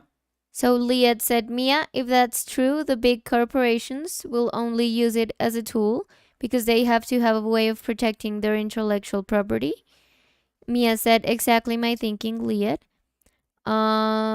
Let's see. Liat said, it will still shrink the amount of people they need to hire. The holodeck is a computer generated hologram room. AI can't copyright its art until Disney uses it and pays to have the law changed. LOL. Oh, they can change any law. Mia was saying, yeah, it was Smithsonian Mag article from March of this year. Wow, that's going to be super interesting. There's going to be so many interesting things that like surrounding the questioning of the generation of these, patents, images, whatever you want to call it, but or these rights. It's going to be super interesting. Again, we're at a moment where a lot of things are going to have to be signified, like re-signified. It's really interesting. Marcelo Peralta was saying, I think what it means is that the authorship is in the name of the creator of the algorithm and not in the name of the algorithm itself. This would be the first art owned by the AI itself and not the human that created the AI. Omar Glitch was saying, so all this talk of AI replacing will primarily affect commercial / illustrative art, movies / TV special effects, maybe print / digital print, maybe. As far as artists who make art for themselves, take commissions, and create a body of work, really don't have anything to worry about. But in the part of the commissions, I mean, when you're saying that you can upload now an image to do something, that would affect also commissions. Well, and I think you're being a little nearsighted. What was their name? I'm sorry. Omar Glitch. So Omar, you're being a little nearsighted because you're thinking that part of art does not like that there aren't artists that are incredibly excited by using everything that technology has to offer, now. And there are so many contemporary artists that push technology. It's like crazy. So there is a branch of art nowadays that very much so embraces technology and wherever it takes art. And there are artists that work for art's sake that love pushing limits, that love questioning like status quo. So there's going to be tons of people that are loving this, that absolutely adore this, like creative minds that love this. So yeah, don't like what you're describing is still very traditional, like a very traditional meaning of art that it's still here for sure, but it, don't forget about the people that are just as excited as as the people that are now writing the code for these AI. They're as excited at those as those programmers as at the possibilities of just making new art, whatever that is going to mean. So Samuel was saying, Omar, I mean, it's significantly more unfair and harder to make a living doing that than what AI could replace. And Samuel was also asking, could I sue a company for using my own work that made its way into an image they got from an AI for royalties? No, I don't think so. I think it goes through so much your own work that, it's going to make it even like under current law that requires a percentage of the work to be changed and a sort of like a recontextualizing of that new work. So it's, I don't even know how to express it because it's not dramatically different, but it has to be significantly different. than let's say the original work or the work it stems from. Like current law still has a very hard time trying to identify where those differences, like the percentage of those differences lie in, and when a big enough change occurs so that you could call this thing your own, this thing that comes from other things your own. Solo Priest was saying, I'm so happy right now. More coffee, please. Sergio's sketchbook said, Midjourney allows people to have the bot in their own private Discord server so that no one can see the image they're creating. So yes, bot. Yes, bot. So I was reading, My butt always sounds like a big butt. That sounds terrible. What does your butt sound like, Danny? Please tell everyone, because I know. After almost 7 years, I know. Shut up. No. But I would love if if you're excited about telling other people what your butt when sounds I use like. the word butt. Okay. Oh, okay. I was getting excited about this. It sounds weird. I mean, you are. Go weird. ahead. And tell people what your butt sounds like? No, go ahead, Nicolas, please. What were you talking about? So Nicolas has paid for the Midjourney version. But they tell you that they can own. They also own. Like you share the rights, maybe. Well, not really. They have the rights to take your image and use it however they want. So they could use it for a catalog, they could use it for a banner, they could use it to put it in outer space, they could use it as in a commercial on TV, in an ad on YouTube, they could use it for anything. You cannot claim. Yeah, you cannot property. sue them if you suddenly see during the Super Bowl a commercial of Midjourney and you see that they're using your image as the biggest promotional piece for that commercial. You cannot sue them. You cannot. You are sort of sharing those rights with them as soon as you agree to use that tool. It's the same thing when you agree to use Instagram. They can use your photo for anything. It's the same thing when you use Facebook. They can use your photo for anything.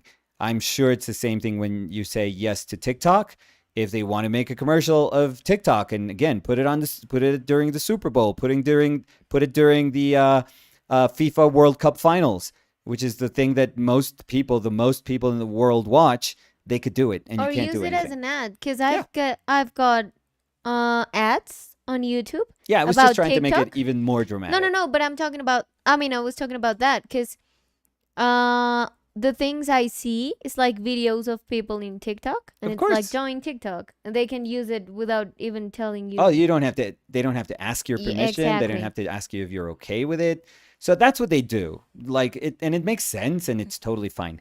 But you don't lose your rights. You never lose your rights to something that you are creatively a part of. So I'm guessing they are acknowledging that you are a creative. You have a necessary input into the creation of whatever this thing makes. And that is yours. That is always going to be yours. You have like more general rights, I would say. This is what I got, but please, if anyone wants to read the EULA in their webpage, you're welcome to it, and you can help me out. But you have a more universal like right, which is the right that accompanies almost everything that is like naturally copywritten, anything that you do. And you have a more specific right once you become a member and you pay for this, like you pay a subscription to use this. But you never lose your right. Don't mistake that with, like, don't mistake the fact that they can use your image as, you don't have rights over this picture. No. 100% no. You have every right to use these pictures. I could put the pictures that I did on my, like on whatever, a blog, and say, hey, send me $20 for, I'm making prints out of these. You can totally do that. You think so? Yes, 100%. You know that, or you think so? I know that from what I read in the in their EULA. Okay. Yeah.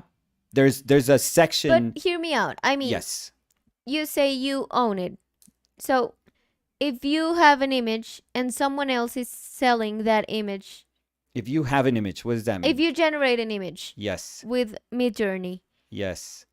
and you see that someone else is selling prints That with that image? image. Yeah, I could. If it's exactly the same image I made, yeah, of course I could sue So them. hear me out again. Yes. If that person used the exact same combination you did, No, it's impossible to get the same result. you sure? Yes. 100%? 100%. So you never get Never the get. same You could type results. in the exact same words I type in, you're going to get a different result. And if you do it and do it and do it and do No, it no, and no, do because it. this is like trillions of images. Okay. You know, it's Okay. feeding off of like, and it's not only feeding off, it's learning how to identify things. It's actually learning. It's not stitching an image. It's not taking 100 million pictures of bananas and stitching them into the idea of a banana. You know No, what's the they're weirdest learning- thing? they're It's learning what a learning what banana it means. means Yeah. to be a banana. It's So- crazy. It's crazy. So, Sorry. Samuel was saying, this has thoroughly depressed me today, unfortunately. No, And that's Liat said, I feel you. It's not there yet, if that helps. no. It shouldn't be depressing. It should be like, Well, but you don't know how it feels for the other people because there's a lot of people that are very, very afraid of it. but don't you think it's the same line of questioning as what are we? You know, very like I don't know, ontological things like what's the purpose of life? Like why are we here? Like what's my job in this earth? I think it's the same questions, like the same questions that would naturally depress us in terms of our purpose, our role in the universe, in life, in this planet, in this city, in this building, in my family. The same things apply to this. This is just, I think this is just making all those questions bubble to the surface, I feel. Anirban Hannah was saying, I think in order to fully comprehend this thing, we need to hear the voice from the AI side also. Or Can- else, after hearing all our artist arguments, they will soon open an AI right department and use us humans to defend themselves. Can I comment? So we Uh, need Callum. Callum, for yeah. that. Callum is the voice. Samuel was saying, I mean, I'm still within the Scope. scope professional work and hopes of having a better situation in future monetarily. Monetarily. So what How do I you would say that? suggest monetarily. yeah. Monetarily, okay. So what I would suggest is like you don't have to change anything, but it doesn't cost you much to say, I'm going to keep an eye on this and I'm going to try some of these images out. I don't want to be left out of this conversation. It doesn't have to change anything. It doesn't have to threaten anything that I'm doing. It doesn't have to do like dramatically. Like industries are not changing. Movies that are being produced right now that are coming out in 2 years, 3 years time, they're going to look the same. They're going to be fine. They're going to look exactly the same. But maybe in the same, I'll post this like this because I think there's a lot of people here that I don't know if they're super into video games, but they've played video games. So there's nothing more beautiful than a well-designed level, for example. So if you go to Mario levels, they're just like perfect. They're teaching you the basic mechanics of like a game, and at the same time, they're putting you to test. So they are going to show you where you fall, what happens if you fall, what happens if you don't jump on top of this like Goomba, and they are teaching you what happens if you get a star, what happens if you're very small and you suddenly eat like a mushroom. They are teaching you as the level progresses. It's just masterfully crafted, right? It's just perfect. Everything about it is so curated, so well designed that it eventually, that's why Mario became legendary. Mario has to be, in terms of popular culture, one of the coolest things that we have done as humanity in terms of like, video game interaction and art. But nowadays, you could play something that randomly generates levels, which sounds like, what are you talking about? You're taking all the art away. You're taking all the curation away, all the fine kind of tuning that meant that you could look at a level and question everything, like where is this block and how many enemies and where are they going to come from and what's going to happen as soon as you jump from here to there. Like all of that can be completely gone. And now you have like, these randomly generated levels that sometimes they're going to be easier. Sometimes some runs, because, some of these randomly generated levels are going to be fine for like roguelikes or roguelites games. And so sometimes you're going to have a harder time playing the same game. Sometimes you're going to have an easier time based on the things that are dropped and based on the enemies that, spawned at a level. And, that sounds kind of cheap. It sounds like, what? Did we just take curation away from making levels and let AI just make all these like dumb, stupid levels and populate them with enemies and drops and drop rates? And we're happy about that?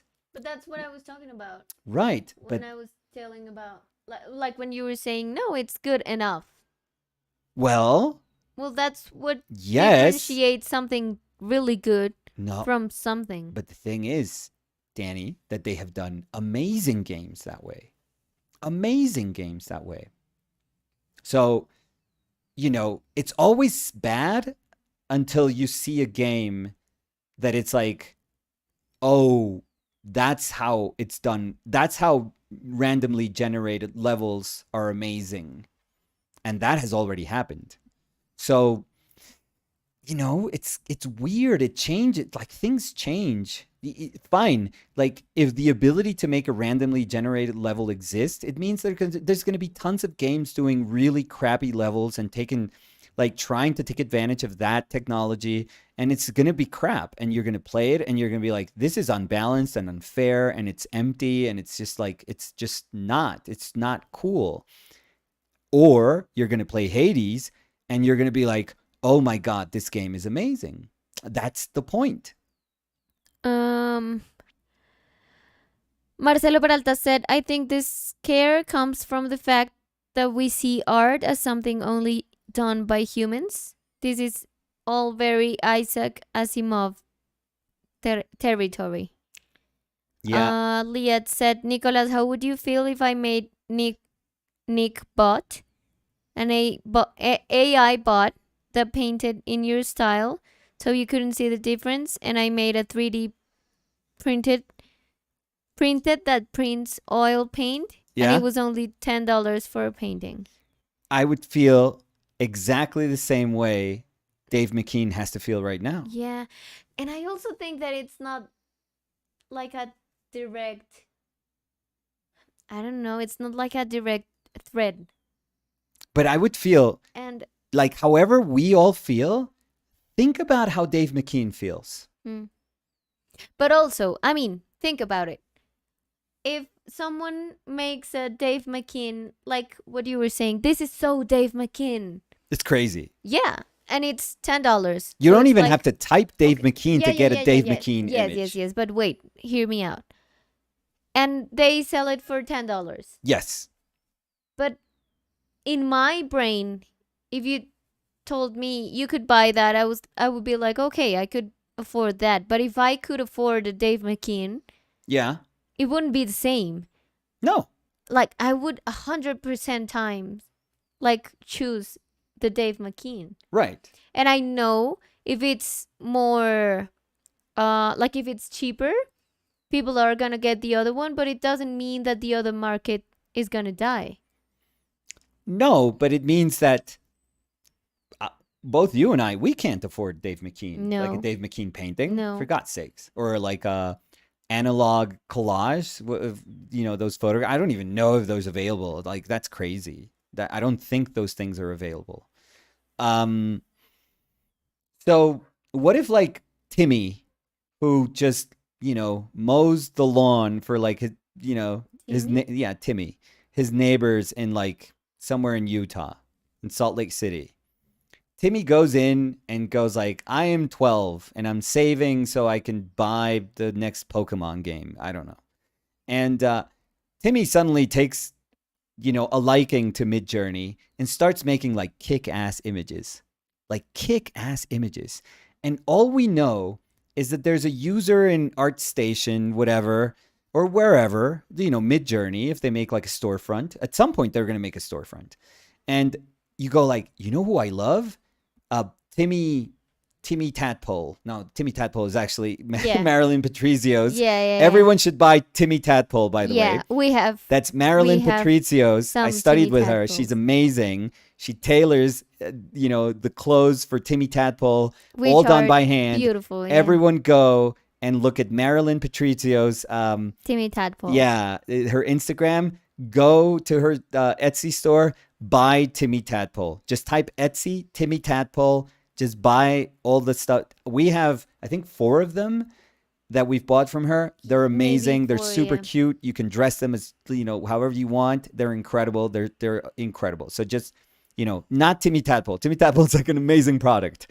I don't know why that came into my mind, but Timmy Tim. Timmy Doesn't Tim, matter. yeah, Timmy Tim is a username, and you just go in there and you're like, holy shit, this dude Timmy Tim is doing like, Timmy Tim. who cares? Timmy Tim. Who cares? No, Timmy But Tim now sucks. Timmy. No, Yeah, what yeah, are you yeah. doing? No.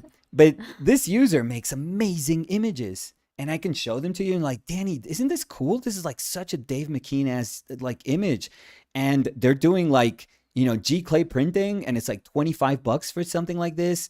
If it's like an 11 by 14 print, I would tell you like, I'm in love with this. Like they did a Batman. I love it. I just want it. I so wanted. Like, is there something wrong with that? Like terribly wrong No. with that? But I think that's like when, for example, in clothing, there's like a copy of a famous brand, I don't know, purse or shoes or whatever. But is Like- Timmy copying? Because Timmy doesn't know Dave McKean. Like, I know that it looks like a Dave McKean. Timmy is 12. He doesn't know anything. Their parents don't even give him like an iPad. Nothing. He knows nothing. He likes Pokemon. If I say Dave McKean, that sounds like a dinosaur to him. So Timmy doesn't know. He just thinks that it's very cool, the sort of images that this thing is spitting out. That's all he thinks. And he thinks that these are the ones that he should offer for sale. And suddenly it's an amazing one of Batman. And when I look at it, it's like, oh my God, this could have been in like Arkham Asylum. Like, this is so cool. Hell yeah, I'm going to give Timmy $25. Why not? So Liad was saying, Nicolas, do you think that is a good scenario? That is a good AI. No, that is a good scenario because Timmy doesn't even know how to paint. This seems detrimental to art overall. But maybe, and that's what I was saying, like, we are going to be the ones that have to, and this is not a choice. This is like imperative. But we're going to be the ones that have to say, okay, if painting, and this is really cool, and maybe like my brain is sort of prepared for this because for the longest time I've been saying like, how like I said, like the resulting painting doesn't matter. Like, I know that you guys have heard me say this like a million times, that I don't really, like, I'm training my brain to think that painting doesn't end with a painting, or that the sole purpose of painting is not making a painting. And perhaps this question is really pertinent now because it's going to say, what does painting mean when you don't have to learn how to paint to make a painting? What does it mean? And what do you as a painter mean if anyone else that doesn't know anything about painting can communicate through something that, resembles painting? So what does that do to you, and what does that do to painting?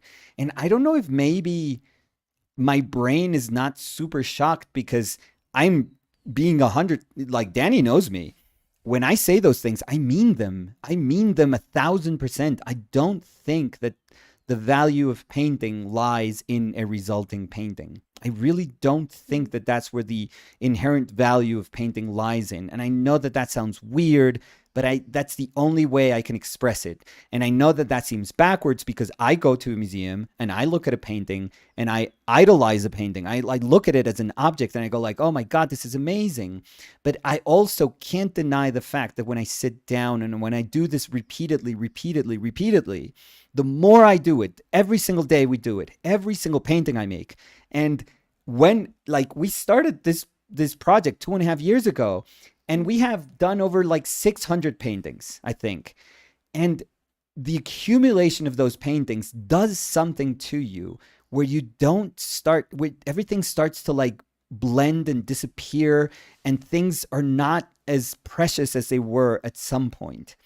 And trust me, your brain starts feeling it. Your brain starts saying, this is good, but is it better? What does it mean better? Or is like a painting experience becoming better and better? And that's why I say things that sound also backwards, that I say, I think when I was younger, I made better paintings, but I think I'm a better painter today. And I know that makes no sense, but my brain is telling me that that makes sense somehow. And maybe it's because my brain is separating the act of painting from the resulting painting. And maybe, as abstract as that sounds, that place where I'm at is a place that's going to feel pertinent when we are having this conversation about, like, what's my role then? Like, what's my point? What is this thing that I do if my training all of a sudden is useless? Is pointless. Like, I trained 10 years for this, and now you're telling me that those 10 years were pointless because Timmy can now make a Dave McKean without even knowing who Dave McKean is. So I think that is part of being an artist. That responsibility with ourselves is part of being an artist. We can't just like say, no, I don't want to deal with it. It's like, that's crazy. It's crazy. It's depressing. It's crazy. Like, blah, blah, blah, blah, blah. I'm just going to, cover my ears. I don't want to be part of this conversation. It's just sad. Like, what the future holds for all of us is just sad and depressing. And it's pathetic that we're giving it, this ridiculous thing, like hours of our conversation. It's just, we shouldn't even be posing this as a subject to discuss. And the truth is, it's like, I feel this is going to advance even if we don't give it time. Even if we don't choose to make it as part of our conversation, it's going to advance without us because it won't care. It won't really care about what we have to say about it. But what we as artists need to realize is like the impact on our lives, and not just our lives, like what our bank account says about our lives, but our lives as in our purpose, as in we questioning the things that we thought were immensely valuable to us. Like that bigger impact is going to accompany maybe the change in a practice, in a studio practice, or in how bigger studios hire people to do posters or to do storyboards or to do print jobs or to do anything. It doesn't matter what sort of the avenue those images are going to be used for. They are, maybe the whole practice just changes dramatically. But again, to bring this again, because I thought it was powerful. Like Dave McKean told himself, you either quit or respond. Again, one of the most creative minds in our industry, in art making, in visual storytelling, in narrative storytelling, one of the most creative people on this planet said, you either quit. He was confronted with that. He was like, those two doors were in front of him. You quit or you respond. And his response was to say, I have to do this. I have to do this book that has to try to make sense of what this thing is. I have to. And I'm super excited to get it. Now I'm like crazy excited to get it.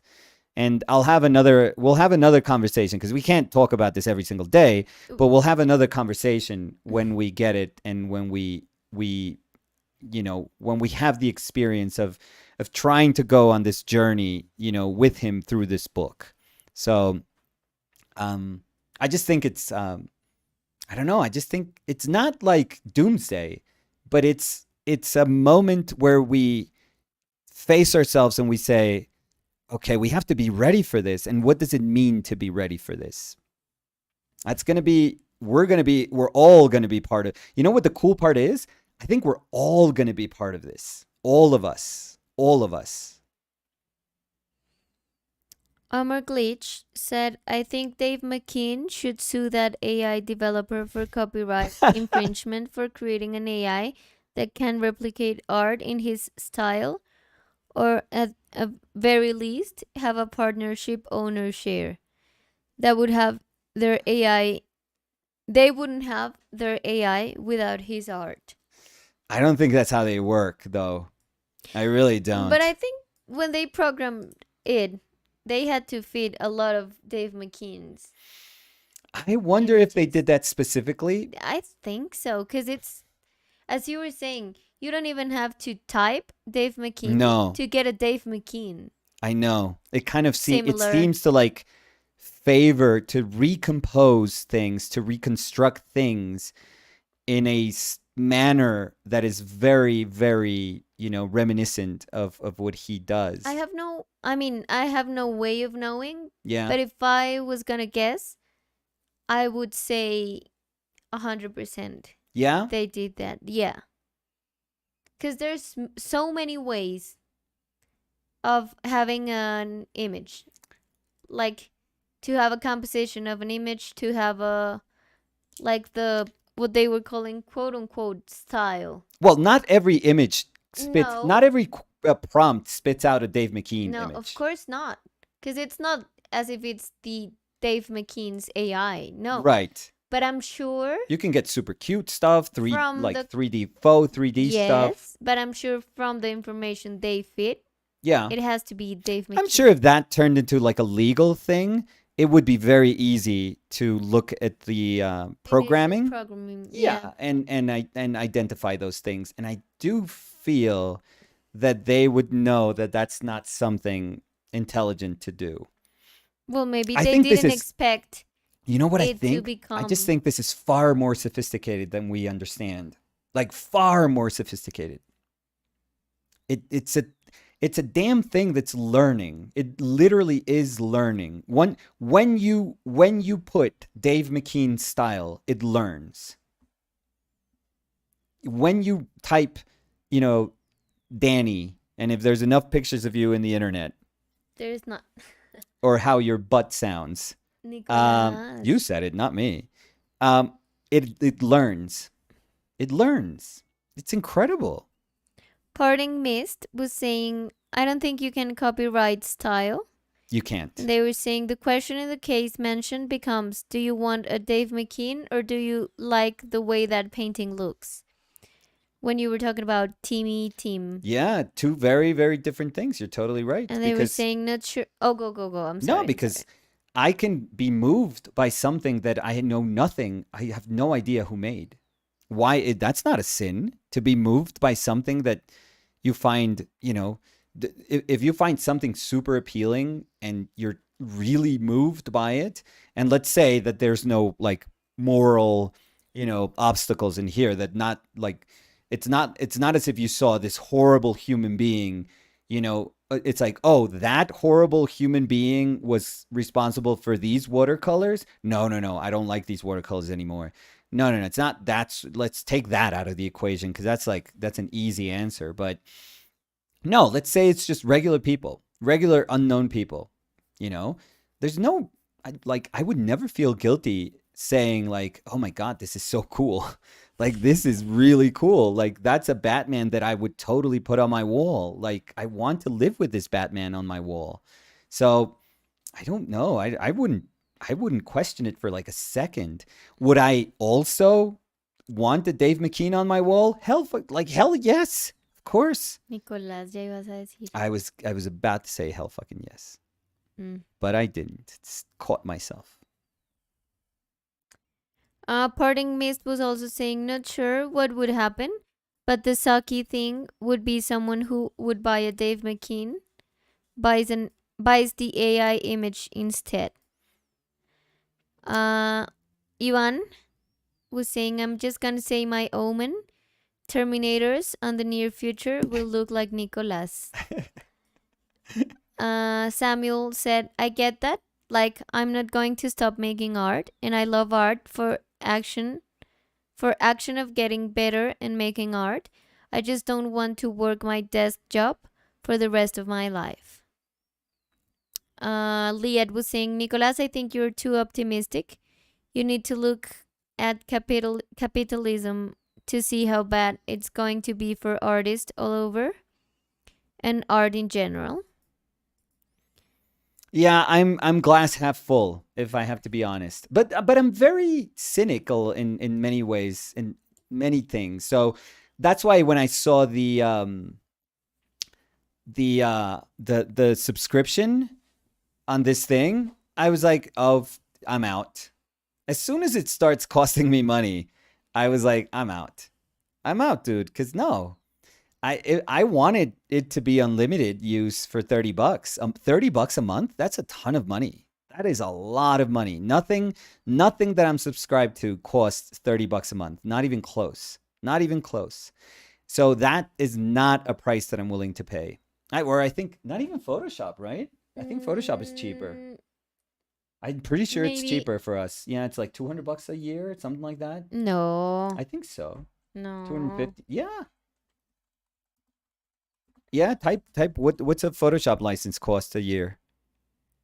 Oh yeah, 240. Yeah. So it's 20 So it's bucks. $20.99 So a it's month. 20 bucks. Yeah. This is more expensive than Photoshop.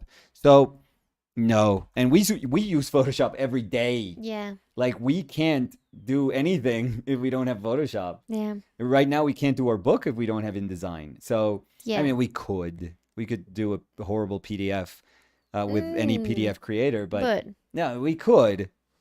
And we could, I guess we could edit photos. but let's say, I mean, we're paying 40 a month to have Photoshop and InDesign. And as soon as we're done with InDesign, we're not. Paying it. Oh no, Yeah. we're paying it monthly. Yeah, So yeah, we're yeah. paying So more. so no, but this is too expensive, and this is where I think this is where they have to, like, because their aim should be we want this thing everywhere. Hmm. Like I'm sure they're talking about we want to take over the world type of like their conversations have to have that tone.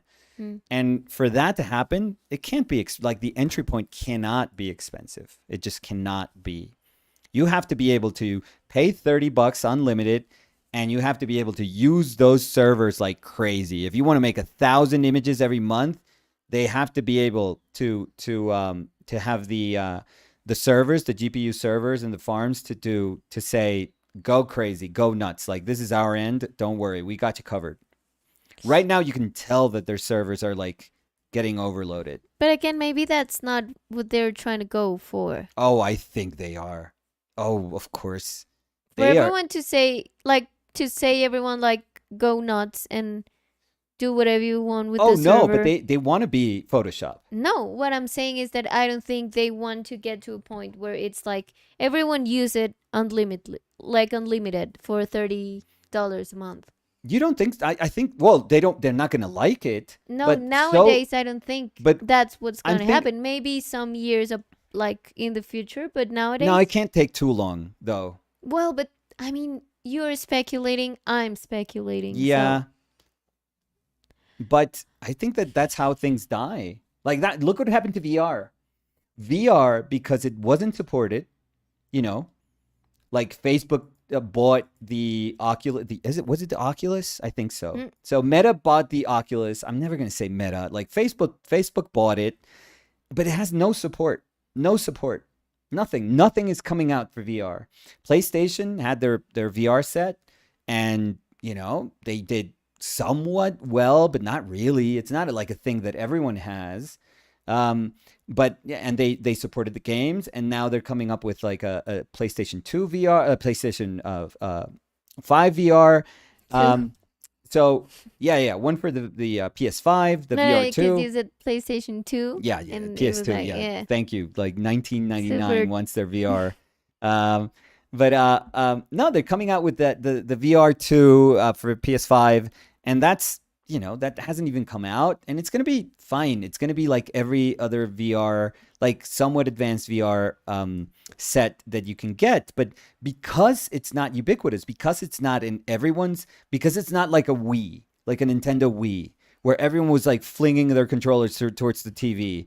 Because it's not going to be that, it's just not, it hasn't caught on. And VR is like an amazing thing. Like the potential of VR is like enormous, but they're not putting money into it because it's like, it's too expensive. But you can see that this is something that can really change the game. I think they're smelling it. So they do need to put money into this. They do. So it's actually funny what Liat is saying. Like, maybe Adobe is going to buy this. Maybe Meta is going to throw money at their face and they're going to buy this. I'm sure they're eyeing this. I am 100% sure they're eyeing this, and they're going to look for a subscription. Or Google can buy this. Or 100%. create their own. And Google can be like, no, we have the servers. Yeah, don't worry. Like, you guys are struggling.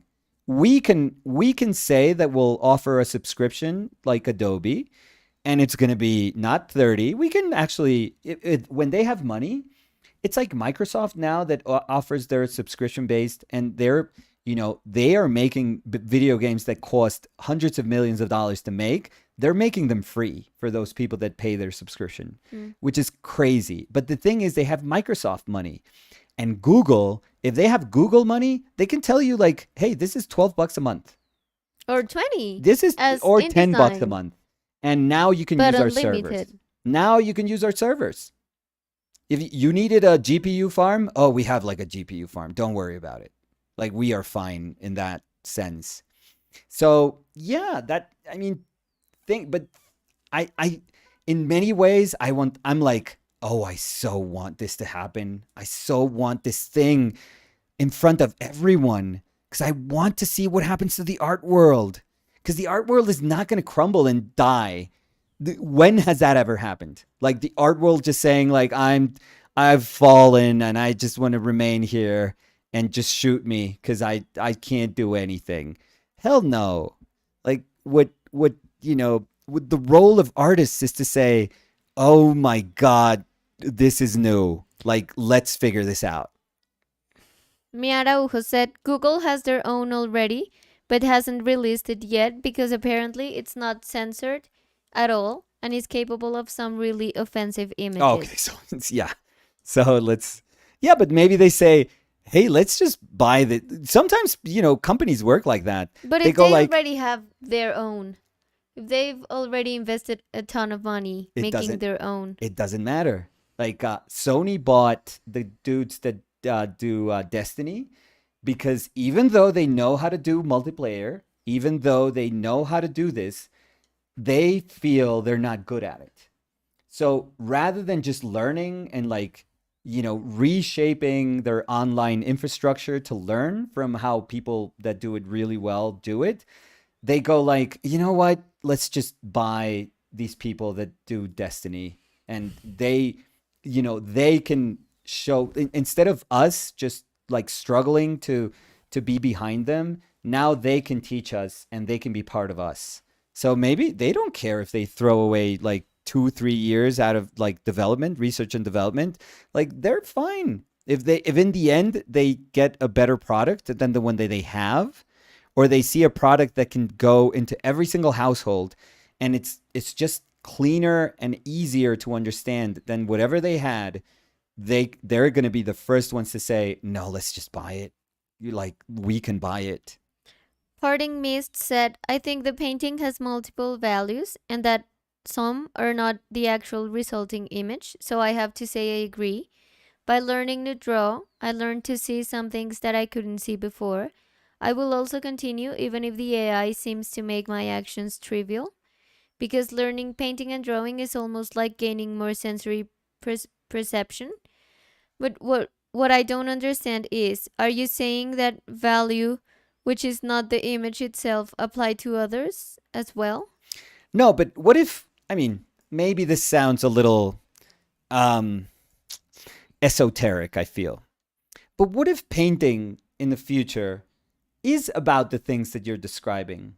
It's a way to train you how to look at the world in a different way, how to understand nature differently. What if painting becomes that? you know. And I hope this doesn't sound like this is yoga, you know. This is something that we offer at a discount if you take our yoga classes. No, I mean it like in a far deeper way. Like, why not? Why can't painting be something that shapes our perception for the better? Why can't the exercise, the act of painting, be something that you do to become like a, I don't know, more integral human being? And it's not just about a museum. It's not just about a gallery. It's not just about making a painting. It's about being like, I don't know, more in tune human beings. What if that's what painting offers? Wouldn't that be like bigger than any painting that has ever been done up until that point? And the only thing is like we're realizing that it can do those things because of those paintings, because we've gone like, oh my God, people that are so in tune can do this. And we have those examples of like them just completely being like synchronized with, you know, with nature. But what if we learn how to use painting to sort of unlock those things? Wouldn't that be super cool? And you don't think of like making precious paintings because what you're gaining as a human being is far more precious than anything that you could paint. So again, this is just a like a what if, like what can painting be? Because sometimes we're very narrow-minded and we think it can't be anything but painting. Maybe it can. Maybe it can. Nicholas Mijarevich said, I'm excited for any new thing that emerges and makes people claim that painting or art in general is dead. It keeps happening over and over and makes art evolve and change. Omar Glitch said, you have to ask yourself if you would be an artist even if you never sold an artwork. Would you still be an artist? If you're an artist, you're an artist. Whether you are a dishwasher your whole life or a VP art or a VP. Art does change our perception of the world through process and creation. Nicholas Mijarevich also said, like after the Industrial Revolution, you had the arts and crafts movement. After photography, you had the greatest artistic revolution ever, and so on. Um, let's see. 3D Bersec 1 was saying, you talked about how you didn't want your opinion to be tainted by listening to the podcast. Do you think that would be a concern for artists also? Creativity could be tainted by AI. Sure, I do think it's going to be like a snake eating its own tail. Like, like imagine AI, it's learning from things that belong to our universe, but I'm guessing that it's also learning from the things that it produces. So, which is so weird. Like, it's probably learning what AI art looks like. Isn't that crazy? Like, it's probably also identifying what a thing that it makes is, like the things that it looks like and feels like and how it's configured. I'm sure that it you could type in like AI art into Midjourney, and it does have a place to go to feed itself. You know, again, because the way it works, from what I understand, is that it's not just compiling, you know, billions of photographs that fit into your definition and then stitches them together. It really it identifies kind of like the essence of what those things are, what that means. So you would guess that if it does it more, like it gets better at identifying those things. But the crazy thing is like it can actually get better at identifying what it does. So craziness. So it is going to affect like our conversation. Like the knowledge of what it's doing is also going to affect us. We're gonna in respond going to try to, you know, configure, you know, new ways of either making images or understanding a role in images. But those images are going to also be fed into it again, and it's going to understand what our new role is. So it's going to be crazy. Uh,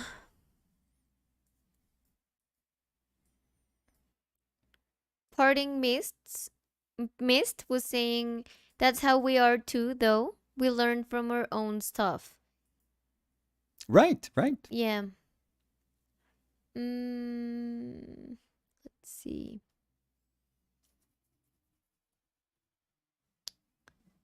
Mm. Omar Glitch was saying, maybe in the future, all artists will have to learn how to program or hire a programmer to create an AI based on their own art style to eliminate this whole argument. Dave McKean should do that and make his own AI and sell his own prints, $10 a print. Well, that's why he said he felt guilty. Those were his words. Guilty when he did that cover, that album cover for his friend's like jazz band. I forget what he was saying when he described the band, because he didn't do anything to the image, because in his words he just couldn't think of anything that would make it better. He couldn't see anything that would make it better. He was like satisfied with the image so much that he was like, I'm going to use this. And he felt guilty about using it for his friend's album cover.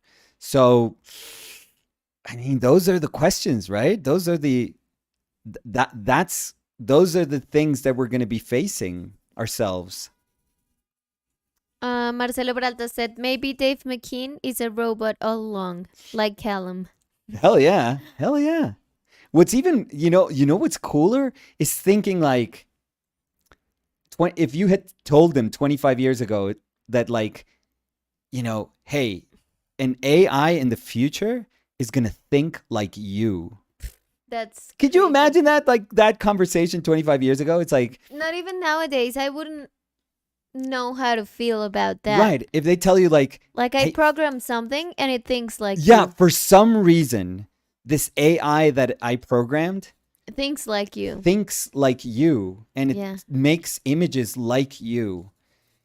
I would feel like, I don't know, this universe, I am part of something in this Yeah. universe that I don't understand. Like my role in this universe is weird. Yeah.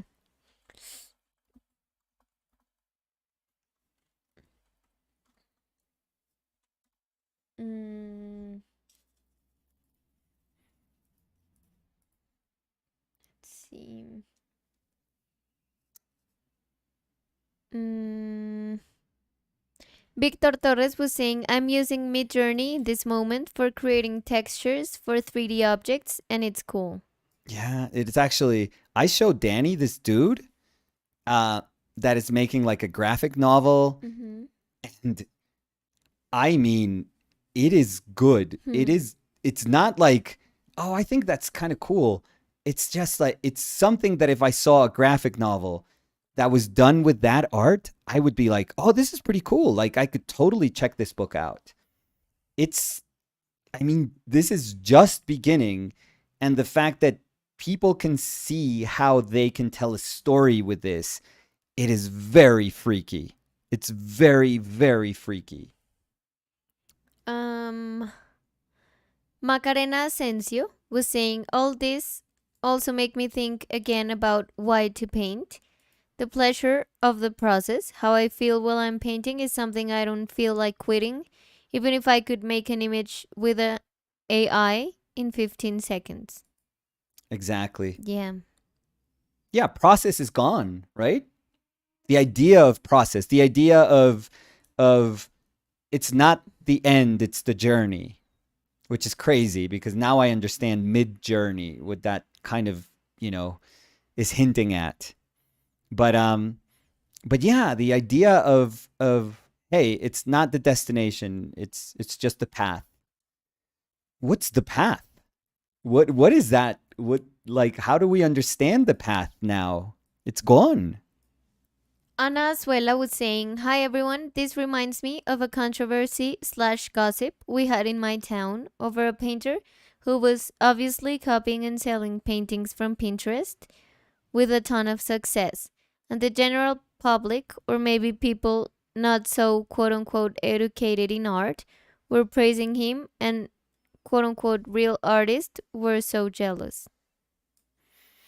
Yeah, well, I mean, in traditional, let's say in traditional art, if you are just copying somebody else's work and posing it as your own, that is illegal. That's not even like a moral Because it's a thing. That's theft. Yeah. yeah, that's illegal. So regardless of how people of what people know about art or how much they enjoy it, or if they took art classes, or if they buy posters, or if they buy paintings, regardless of anything, any what your the level of your art education or your art consumption, there is such a thing as law that kind of supersedes all of that, and that is illegal.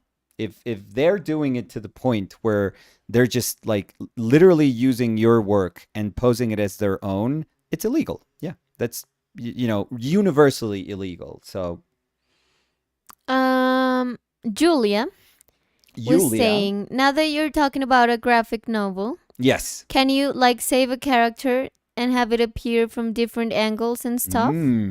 So this is what's difficult. So he actually speaks a little bit about that narrative. It's still very difficult for it to do because you need consistency. So if you need Julia, he was literally, yeah, because I was gonna say Julia, but he was literally mentioning that in the when they were asking him like if he was able to identify what the AI could do and what the AI couldn't do.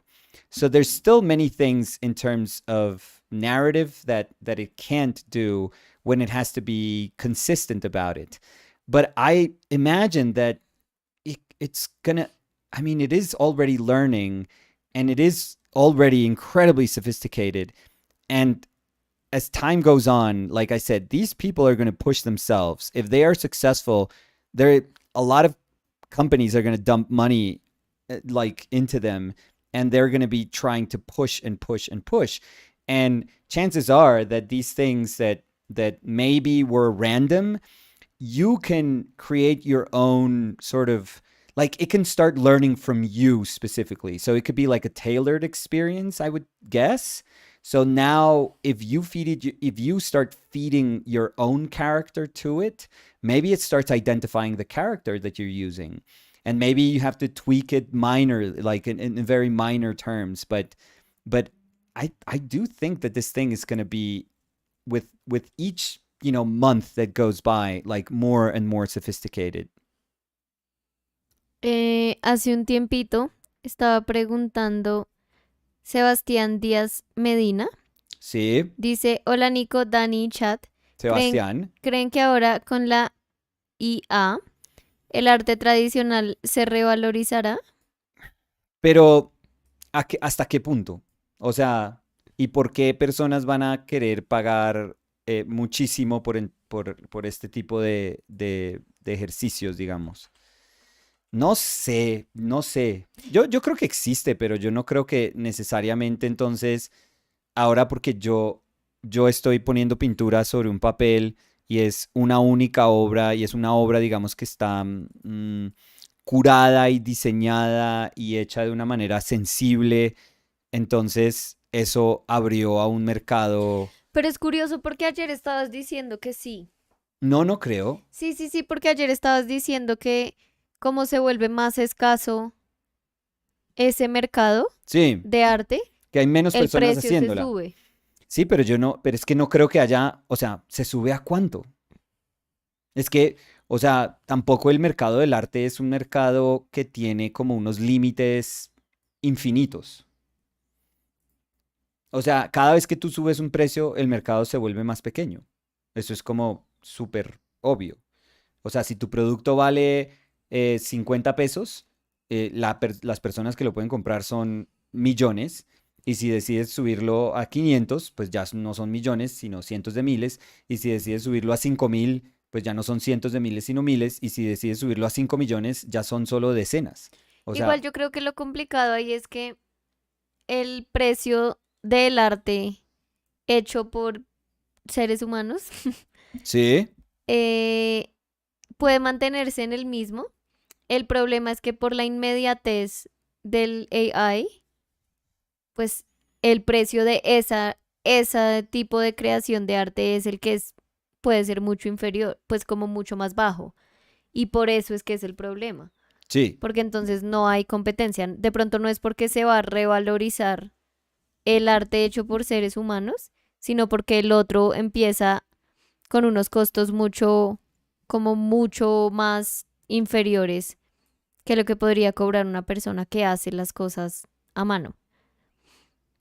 Veliko Djuric was saying, I mean, there is something to AI because even though you make something from scratch, it's still not from scratch. You're influenced by so much, but only things with AI knows and has so much resources, and it's just gonna get better.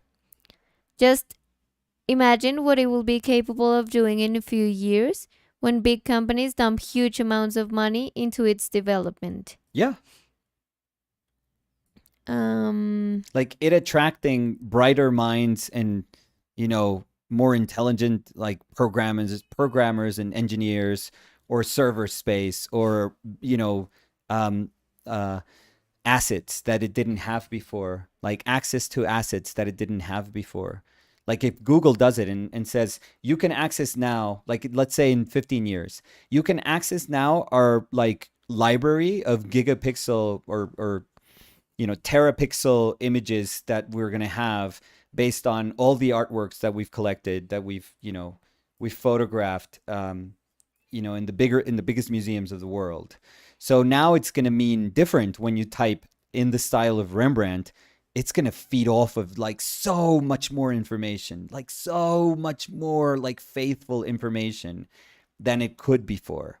So yeah, the possibilities are like endless, really. It's really, that's why it's scary when you don't see limits, when you can't easily identify the limits of something, like how clearly it can be bound. When you don't see that, that's what makes it scary. Robert Olmedo was saying, the more we embrace technology, the more we lose our humanity. Robin's other half. Oh, so we have Bob Oh, that's here. so cool. That's so cool. Oh, the but very famous. we finally are having a conversation that struck a nerve, and the other half. they wanted to be part of it. No, and I was going to say, we are also getting to a complicated topic. Right. Because Robin's other half Yeah. in our painted lives would be Ro. It's a third row. So it's, yeah. Robert. Ro Bob. Oh, Ah. Ro, yeah. Robo Rob. Robert, Robin, Roslin. Yeah. Yeah. Robo. Let's call him Robo, just that it hurts a little bit. Robo. Just hinting at the robotic aspect of the nature of typing a comment into a live YouTube video, you know, in a Google owned platform. They were saying bobbin. I like that. Yeah. I like bobbin. So. And they were also asking, But what happens when AI becomes sentient? Oh, who knows? Yeah, who the hell knows? I mean, it is sentient now. I mean, sentient, I don't understand how to I mean, if we don't even understand our own, like, consciousness. I think because we don't. Yeah. We have no idea what consciousness means. We don't know in the, like, at what stage, you know, in the development of a human being that is just a couple of cells, where does consciousness kind of like, you know, is like ignited and it, we have no idea of that. So I have no idea what it's going to mean for that thing to be sentient. But I would pose this, like, take, I don't know, Rome, ancient Rome. Were we more human then when we were killing people by stoning them and throwing them at the lions so that they could just, you know, fight with these animals for our, you know, diversion? Like, is that humanity? Because they had no technology. So I don't know if we were more human then. Were Vikings more human when they were raping and pillaging villages, like, all over? Nicolás, acuérdate que esas palabras no se I mean, but I pueden said separar. Vikings. I said it could be historical. Okay, but So they can contextualize that a little no, bit but better. there's words that I know, but could come on. get our channel blocked. No, Oh, I know, come but on. I can't be afraid of language, Danny. That's crazy. If we are afraid of language, then the algorithm won. bueno. Yeah. No, I get it, but I just don't want to I know you don't want to, but like, lose our channel. and I So. don't want to lose my humanity. It's like trying to connect that end of your phrase of Yeah. losing your humanity Yeah. and what Bobbin Yeah. was saying about the sentient part of the AI. Yeah. I think it's very interesting because we would need to start to resignify a lot of things that we attributed to human beings, Right. which is crazy. Yeah. Yeah. Yeah.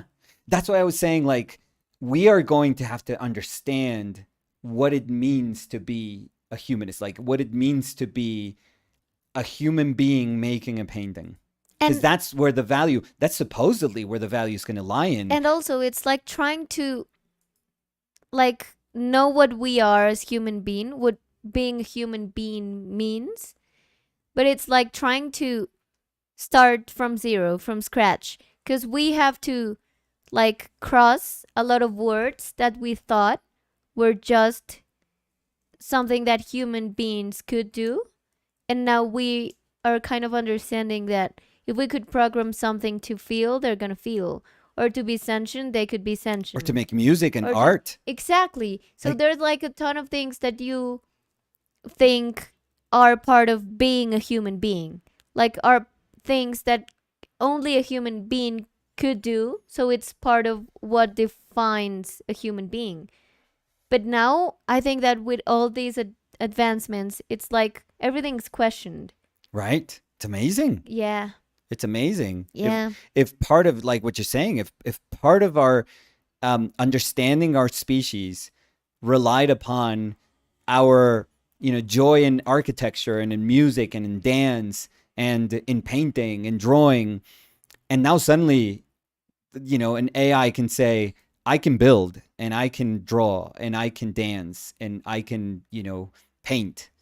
You go like, what the hell are we then? Like, what is ours then? Bobbin Yeah. said an AI program was asked to write a paper on its being. It wrote a 500-word essay and then asked for a lawyer. Is this? That's a joke, I feel. I don't know, because Mary S. was saying, are you referring to Lambda? And Bobbin said, yes, Lambda. So it literally asked for a lawyer? What? That is hilarious, though.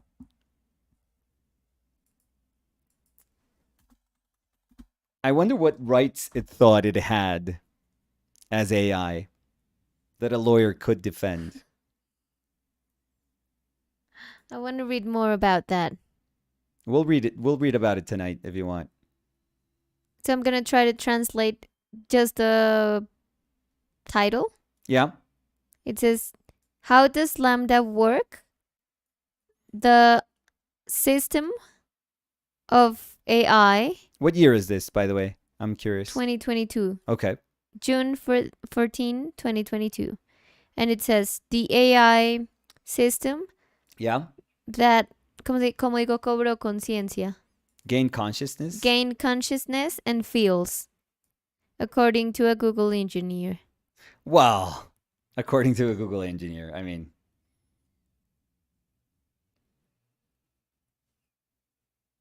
What? is it scary? Like, cool? I'm so psyched about Because all I'm these trying. things. No, I'm gonna leave that article open. So just remind that as soon as we finish, don't close it, Okay, yeah. so we can just Okay, like cool, revisit it. Because Yes. I'm super into it.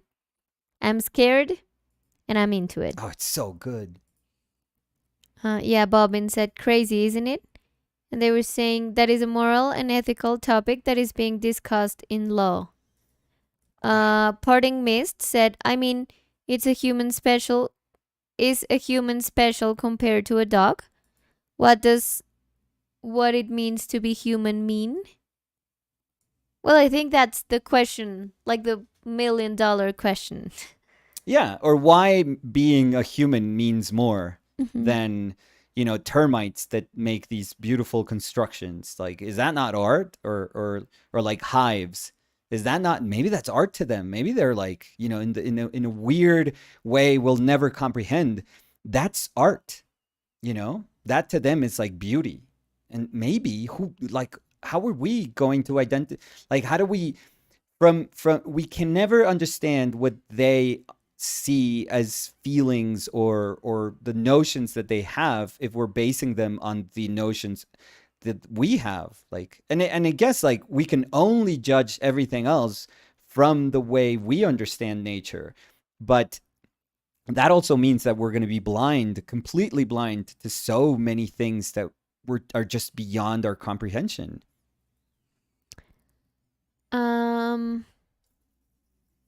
Marcelo Peralta said, to think that everything we don't understand is made by God means that science will consistently make God's creation smaller. And Julia Tovar said, I'm going to talk super crazy talk right now. Well, it's not the first time, Julia. Let me break it for you. But there's a crazy theory Yeah. that says that humans were created by other alien species, which would make us a sort of AI. Julia and the conspiracy theories. Yeah. I'm not super big on those, but honestly, I just don't. I mean, like I said, on my best days, I'm like agnostic. But because I choose to believe that this is what it is, and that's it.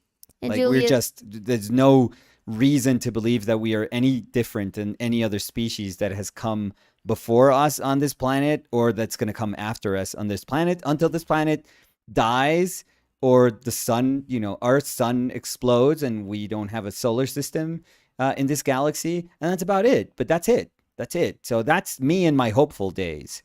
But, on my lighter days, when, Danny makes me smile, or when I see Fed and Samu just being beautiful, and when I think that the world is a little bit better just because they are here, I'd like to believe that we just don't know anything. And because we don't know anything, then honestly, all of those things that people want to believe, I mean, well, I don't think there's like lizard people on Earth. I really don't. But, aside from all those irrational things, like, all the other options are quite literally open. So. And Julia also said, I think it's just magical to create things that create. I think it's amazing too. And that Yeah. learn from what they create. And Bobbin said, so what happens when the creation becomes smarter than the creator? Oh, it murders us for sure. Yeah. Nicholas Mijarovich said, I agree with Leslie. I think human-made art... Wait, I lost it. Where am I? Ready. I think human-made art will become more valuable, more sought after. Yeah. Who's going to be the market for this? I'm curious, though. Parting Mist said, we like to take the whole of everything. Oh, crap. You okay? Yeah. Just dirty brush. And put the everything on one side of the other. We forget the sameness of the thing under the line. On one side of the line, human. On the other side, not human. Marcelo Peralta That was said... a little too abstract, but I think I understood what they were trying to say. Marcelo Peralta said, the same applies here. If we think that what makes us human is the thing that only we can make, our humanity is consistently losing ground. Right. We're going to be, in a losing race, I feel. Yeah, it's going to be amazing. Veliko Djuric said, AI is learning from humans, so it's actually a big mirror. It's blurry right now, but it's gonna get clearer and we can see ourselves better. And God knows where this will lead us.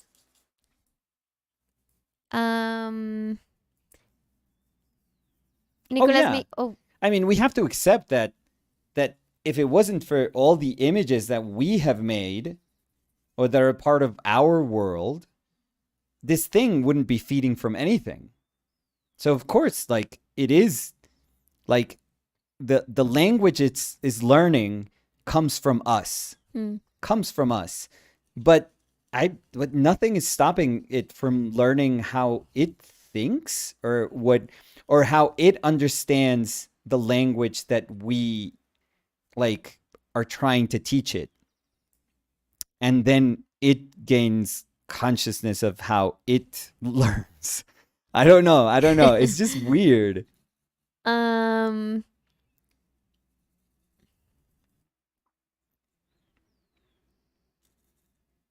Nicholas Mijarovich said, art is a human construction, I think. So anything we decide art is art. Right. Yeah. We were painting before it was called painting. We have to remind ourselves of that, even if that sounds strange. We as humanity did paintings before we even had a word for painting, or we could express the idea of painting. Cristian dice, hola después de mucho tiempo, Nico y Dani. Me perdí Cristian. un poco la conversación, pero pues si hablan de AI, pues como yo lo entiendo, somos máquinas naturales. No entiendo por qué no se puede recrear tecnología creyendo en el determinismo y relatividad del todo. Parting Mist was saying, oh Julia, you talking about my boy Enki.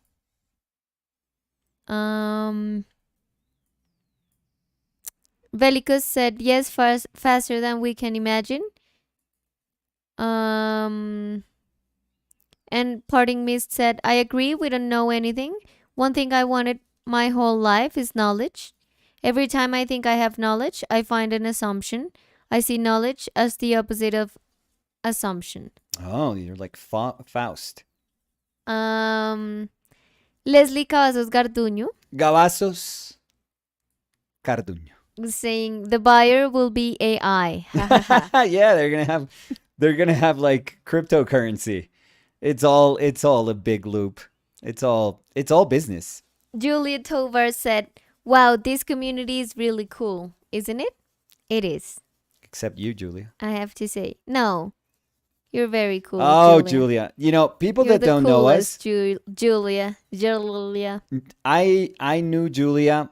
How long ago, Julia?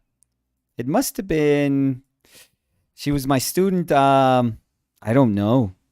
10 years ago, maybe. Maybe more. Maybe 10. Maybe I'm going to say more. 10 years ago. I think more. Yeah. And I think she was one of the brightest students I've had. She's awesome. She's intelligent. She's bright. She's funny. She's talented. She's nice also. She's a very I think nice human being. Yeah. A that's very, a huge quality that people a very sometimes kind, forget. nice human being.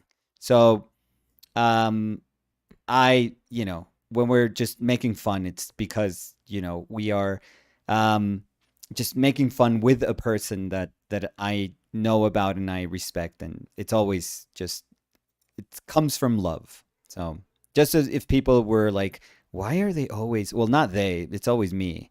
Why are they like mean to Julia? And it's not meanness. It's love and respect. Julia was saying 2009, I think, Nico. Yeah, it's a long time. Yeah. I knew baby Julia. And now you know the baby of Julia. And now, yeah, old ass Julia, the mother. Old as Julia? No. Old ass Julia. Bobbin was saying AI wouldn't buy AI art because it knows it can create art when it wants. It knows it's overpriced. Slow Turtle 822 was saying, I was painting while listening, so couldn't chime in, yeah. Chime in too. But thanks a lot for giving me so much to think about. Gotta go now, but looking forward to tomorrow's stream. Oh, Jesus. Yeah, I don't know how much.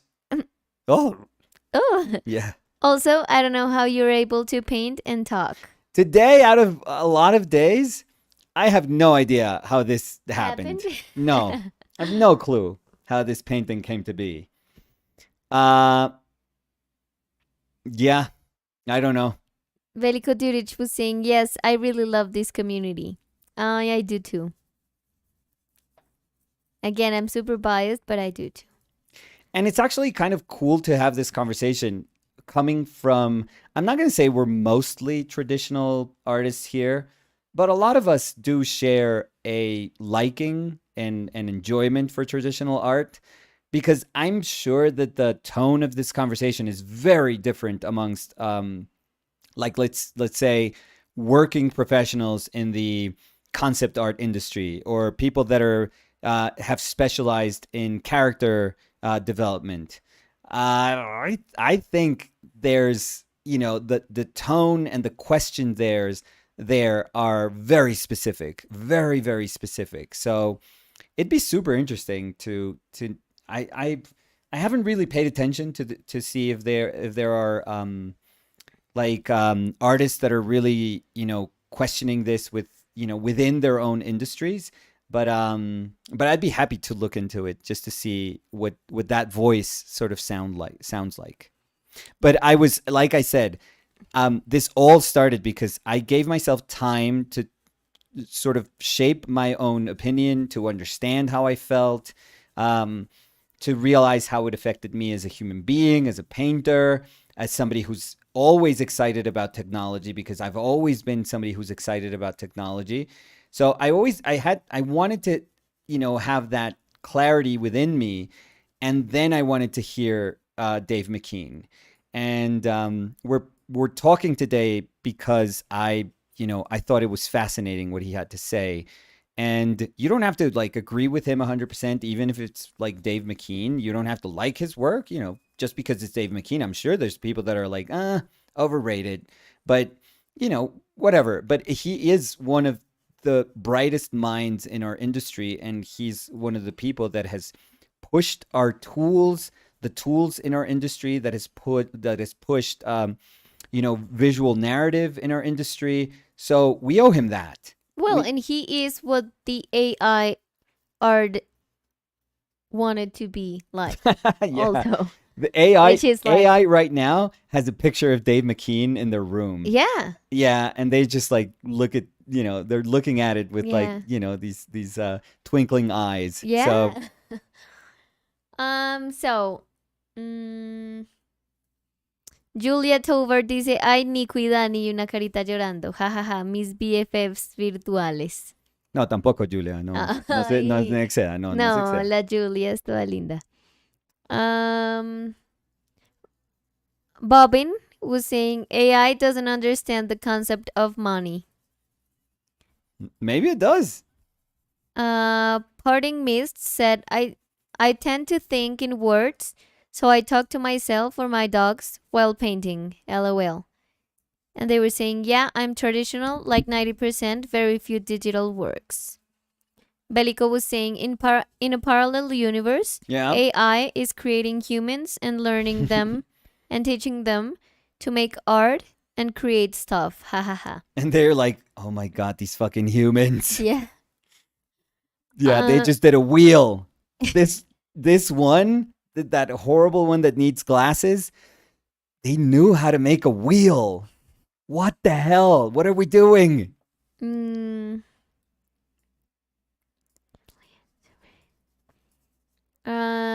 So let's see.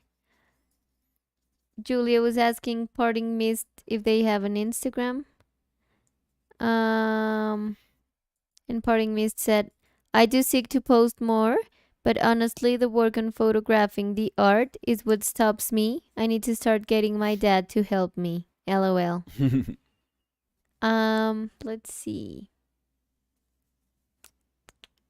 Because I don't want to miss any comments. So I'm going to go back to see if maybe there's comments around this topic. Hot topic. This hot topic, yeah. Ana Azuela was saying that he was making money out of pseudo copies of Van Gogh and Monet. And it reminds me of this conversation around feeling threatened by newcomers / people / technology who works less and have it quote unquote easier. And they were saying, yeah, we know it's illegal. Maybe he isn't copying literal pieces, but it's clear from which artist he's copying / merging styles. And as some said, you can't copyright style. So everyone was jealous. Solo Priest was saying, I've enjoyed you all once again. Off to rehearsal now. Take care. Bye, Solo Priest. I think they're long gone now. But, Okay. Um, They're musicians, I gather, then? or maybe they act. Okay, or, yeah. I don't know. Or, Yeah, what else could that be? Rehearsal for a play, yeah, for orchestra or for dance. dance, yeah, dance rehearsal, yeah. We'll never know. Maybe we can know. I mean, No, we'll never know. If we only had a way to ask these questions to these particular people. Maybe he's AI. maybe. And he has to go back to the studio and paint like Dave McKean's for like the And- whole night. Well, absorb Dave McKean's And in the morning, images. somebody's going to knock on their door and judge the Dave McKean's. It's like, this is horrible. Let's see.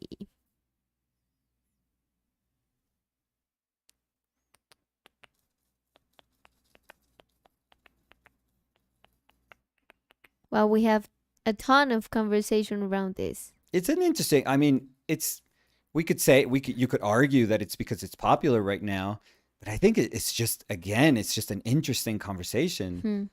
And it's new. Again, Well, it's like something like your brain can't understand what it is because it has no point of comparison. I think it's an old conversation because it really is a conversation that we've been having for Well, new decades. technologies. Yeah. But I think it's new because We're are noticing seeing it. we're noticing that, like, I'm not going to steal his words, but it is the biggest, like, we're facing the biggest gap between lack of effort and the sophisticated result. So you should say, like Dave McKean said. Like Dave McKean said. Please, I mean, AI is stealing so much Yeah. of his images. Don't We got to give him don't credit steal with his the words quotes. now. Yeah, we got to give him credit with the quotes. But we are facing a moment where you don't need to know anything to be able to think that you produced or you were part of this creative process that made this thing that's cool possible. You don't need to know anything. You don't need to study anything. You could ask like a 2-year-old, tell me 2 words, like just like you were saying with your cousin. My cousin, yeah. That's 4 years old. Give me 2 words. Doesn't matter. Whatever you want. And in theory, what your cousin responds has there's no quantifiable way of saying that his input is more is less lesser, educated. exactly, has a lesser value than one of an educated Yeah. person. There's no way of knowing if the result that he gets is of a lesser quality, or we deem it of a lesser quality than the one that somebody from that has like an MFA will get in trying to like make sense of the AI and in saying like, oh no, I know how to speak to this thing. I know how to prompt this thing. It is always about the prompts. And it's also because, I mean, we've think about it with movies and with people talking about the future. Like people in the past talking about the projections of what robots would be in the future. Yeah. The future being now. Yeah. But we've heard like, no, robots or AI is going to be able to create images. And I think it's different to think about that in your head than Yeah. actually seeing. Yeah, when you see like the oh, quality- this thing made this. It's like, that's not what I was expecting. Yeah. Yeah. Because you can't even have an image when you think about, oh no, they're going to be able to do blah. Yeah. You just have that concept in your head, but you don't have the image. So to have it nowadays, I think that's what's so shocking. Right. 'Cause it's like, you're oh- totally right. I know I knew about this, that this was going to happen, but not this.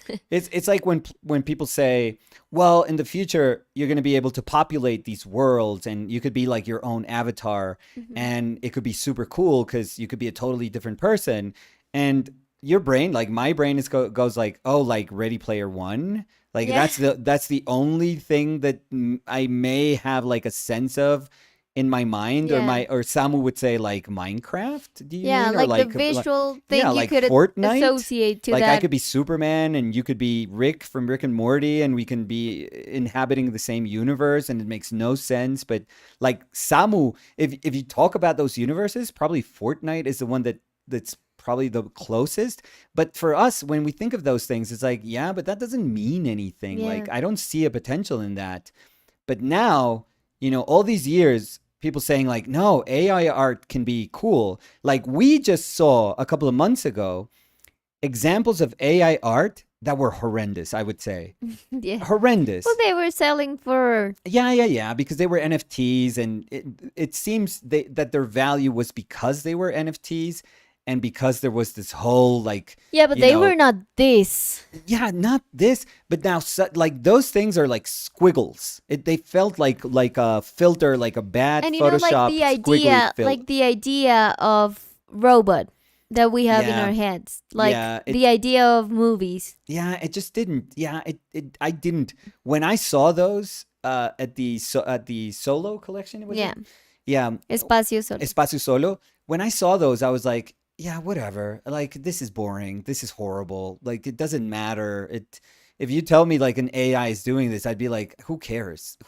Honestly, who cares? Like, yes, please show me the horrible paintings that this AI does. Or images. Yeah. Let's say. Well, they 'cause- were like attempting to be painterly, let's say.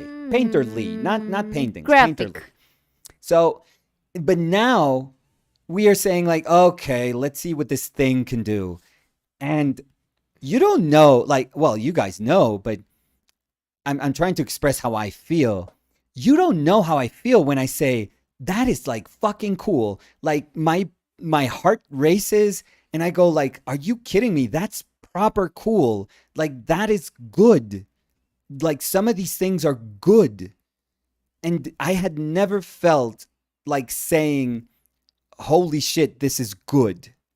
Never. I was never I was never put in that situation where I could look at something and my sensible artist, being was confronted with saying, you actually know this is good.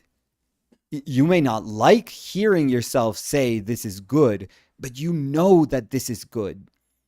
And for me to say those things, like to feel them, to acknowledge that feeling, to say it out loud, oh my God, that like, that is weird. That is so damn weird. So I don't think we were ever at this place. Ever. Parting Mist said, "So true, Danny. It is so different from what we've seen. And even if other humans have faced similar situations, this is the first big one in our lifetime." I think Yeah, so. exactly. Because, again, when you were saying, if someone tells you that in the future you can populate, and if you take that to what we were talking about yesterday of photography, Yeah. if you could go back and tell a photographer, oh, you don't have to do this, you're gonna take something out of your pocket, which is like a tiny screen that, again, they don't even know what a screen is. No. But you could see, like, you don't have to see in the visor. How do you call that? Like view, like in Like the the view viewfinder or something. Of Yeah. your camera. Well, I don't know if it's a viewfinder. El visor en la cámara, o sea. Okay, just say it with your own words if you want. So the viewfinder, Yeah. and you're gonna click a button so you don't have to do anything else, and you're gonna have a photo. I think, And you can edit that photo after you take it if you don't like Exactly. it. and if you think, like, if you try to put yourself there, there's no way for you to imagine what that's gonna be until you live it. And as Parting Mist was saying, we are living that. So Yeah. we are like experiencing that change. Yeah. So But I'm more excited the people that are going to be born into this. Oh, I love that.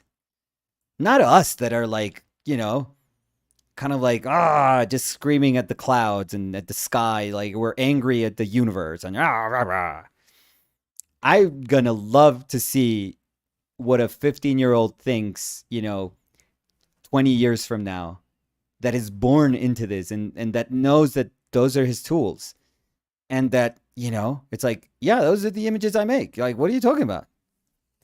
Iván Sánchez dice, todos son risas y emoción por la tecnología hasta que la IA toma conciencia y determina que no somos deseables.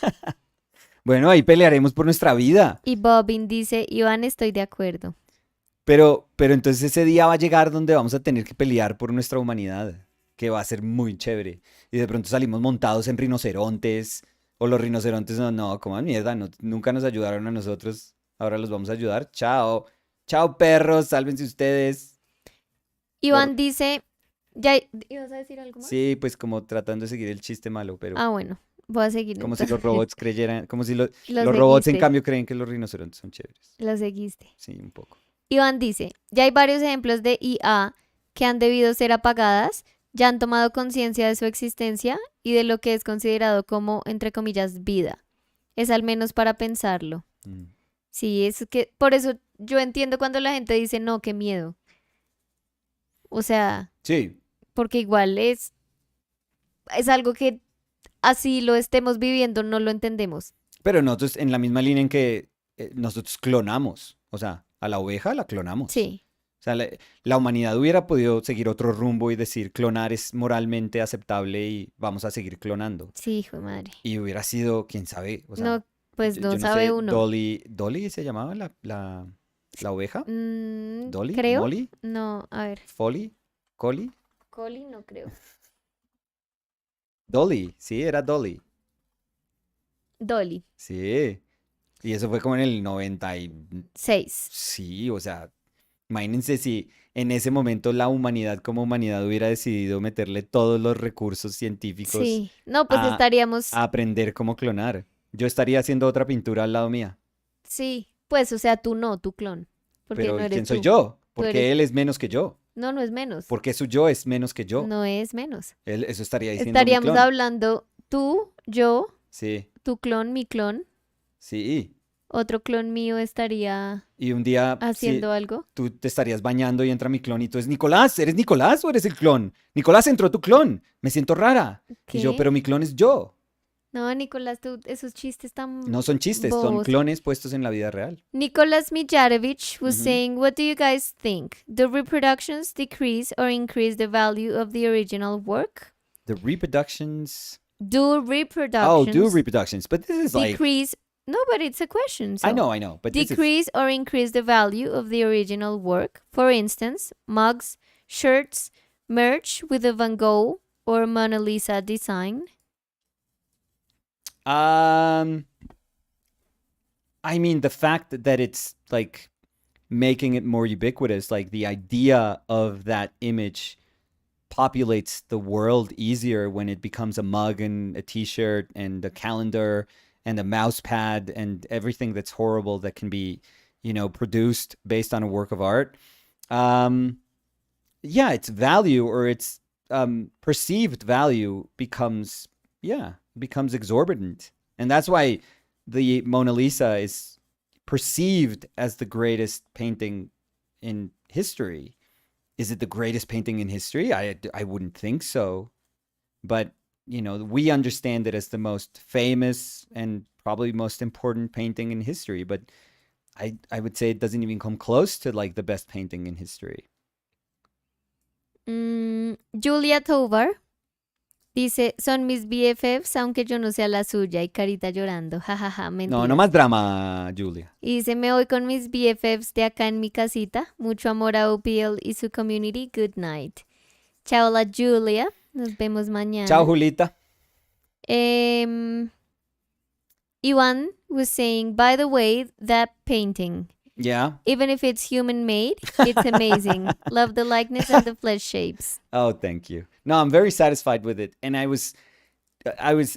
knew this from the beginning, but of course I couldn't paint the sweater. So we're going to leave it for tomorrow, but it'll give us something to do tomorrow, which is exciting also. Mañana So es jueves? mañana es jueves. Okay, sorry. So we didn't have the opportunity to introduce our Viridian Green, but we're going to do that tomorrow. And I think it's going to it's going to look cool. I'm very happy with the atmosphere.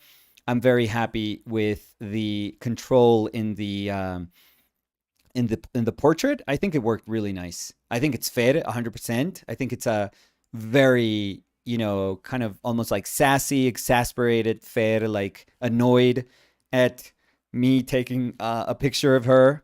So very much so her. I'm leaving things open because one of the things I struggled with a little bit when I was doing the bigger portrait of Fer was this need that I never really have to like express everything. Like I don't know why I was thinking that I had to when I was doing that painting. Like I was feeling, oh, I have to paint this little area and I have to paint this little area also. And the truth is, for example, a lot of paintings that I love about Rembrandt, you could see the ground in the painting. You could see the ground coming through. So there's a lot of like pinks and like earthy colors that are coming through that I'm totally fine with, that I don't feel the need to cover just because I'm doing a painting. So I think that speaks about layers of the painting, like decisions in the making of a painting.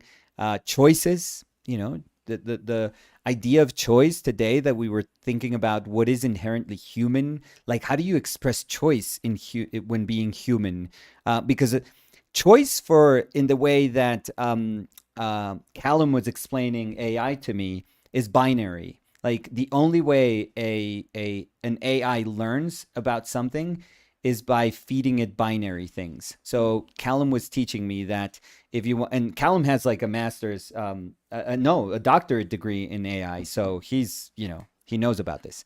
He's the future. Yeah, Callum comes from the future. So he was telling me that the way you teach an AI what an apple is that you show it, infinite repetitions of apples and you tell them this is an apple, but you also show him things that are not apples and you tell him this is not an apple. So eventually, if you show them enough of those, it recognizes what an apple is. So the weird thing about human beings is that we're not binary. Things don't usually, like, we can navigate gray areas. We can navigate moments that don't feel quite right or feel dissonant or feel strange. It's like we can make wrong decisions look good in an image.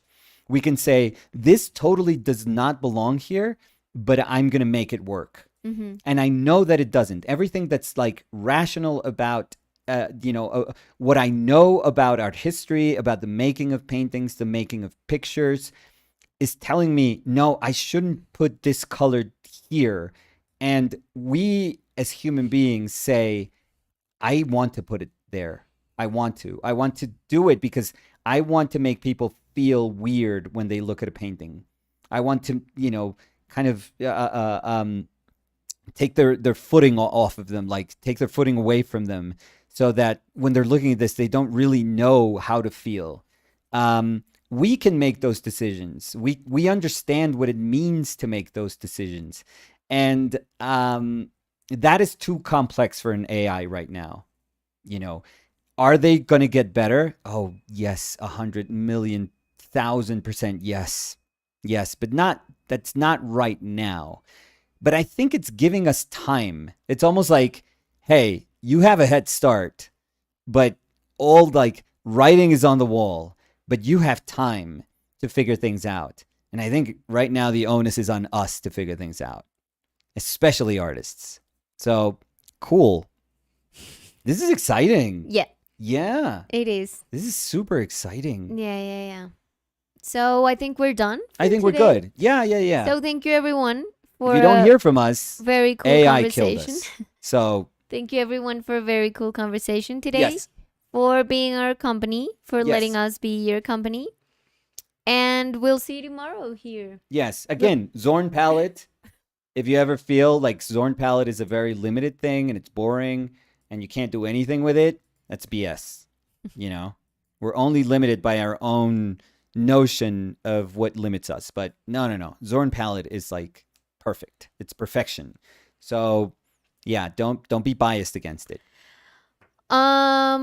Remember, Yes. if you want to be here tomorrow, Yeah. the best way to do it is to subscribe and Yes. ring the bell, Yes. because we're never constant with the time, No, but we're always here. always. So we'll see you Yeah. tomorrow. Remember to check out Nicolas' Instagram Yeah. over there, my Instagram, and our webpage, Our Painted Lives. Yeah, please let the And- AI remind you of when to, log into Yeah. our YouTube channel. Oh, please. Yeah. Please embrace it. And let the algorithm know that you The end is you nigh. like our content. So Yes. thank you, everyone. We'll Thank see you you. tomorrow.